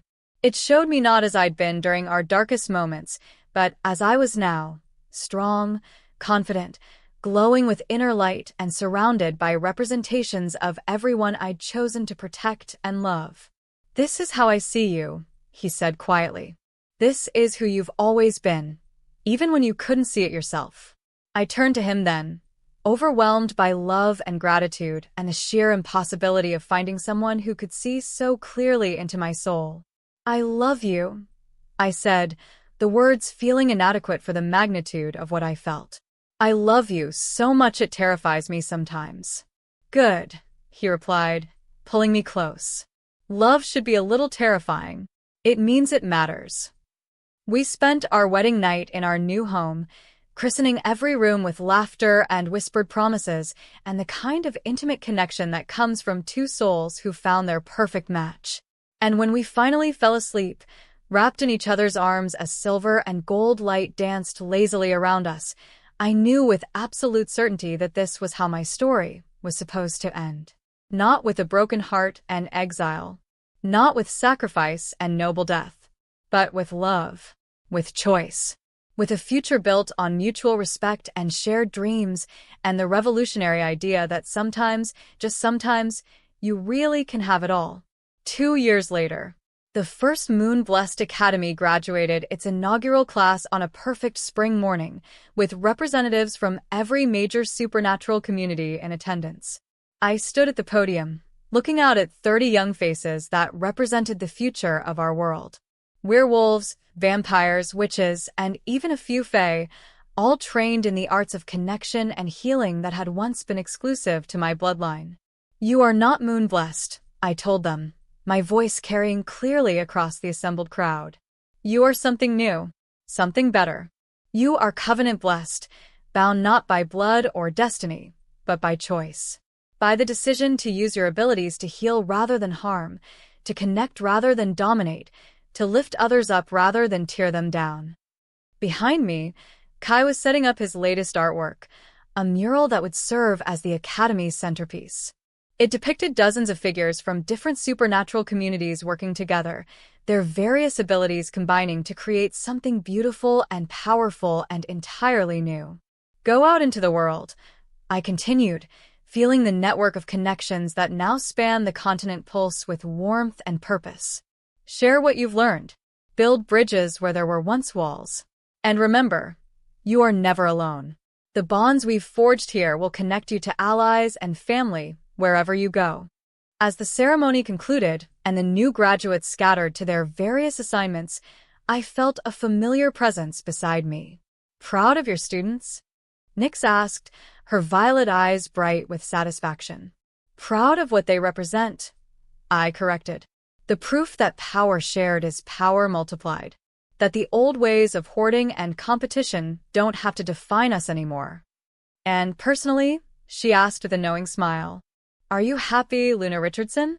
I looked around at the life I'd built, at the academy that was already accepting applications for its next class, at the network of allied communities working together across the continent, at Kai putting the finishing touches on a mural that would inspire generations of students, at the small, secret smile that had been playing around my lips for the past month, ever since I'd confirmed what I suspected. "I'm happy," I said simply. "I'm home. And in about 7 months, I'm going to be a mother." Nix's eyes widened, then crinkled with delight. "Does Kai know?" "I'm telling him tonight," I said, one hand unconsciously moving to rest on my still flat stomach. I wanted to wait until after the graduation ceremony. "He'll be over the moon," she said with a grin. "Terrible pun," I replied, but I was smiling too. As the sun set over the academy grounds, painting the sky in shades of rose and gold, I felt the deep contentment that comes from a life lived with purpose. The broken girl who'd fled Crescent Moon territory was gone, replaced by someone who'd learned that rejection wasn't the end of the story. It was just the beginning of a better chapter. I'd been rejected, exiled, hunted, and broken. And I'd used all of that pain to build something beautiful. Not despite my suffering, but because of what I'd chosen to do with it. The moon-blessed were extinct, but what had risen in their place was something infinitely better. Something chosen. Something shared. Something that would endure. The end.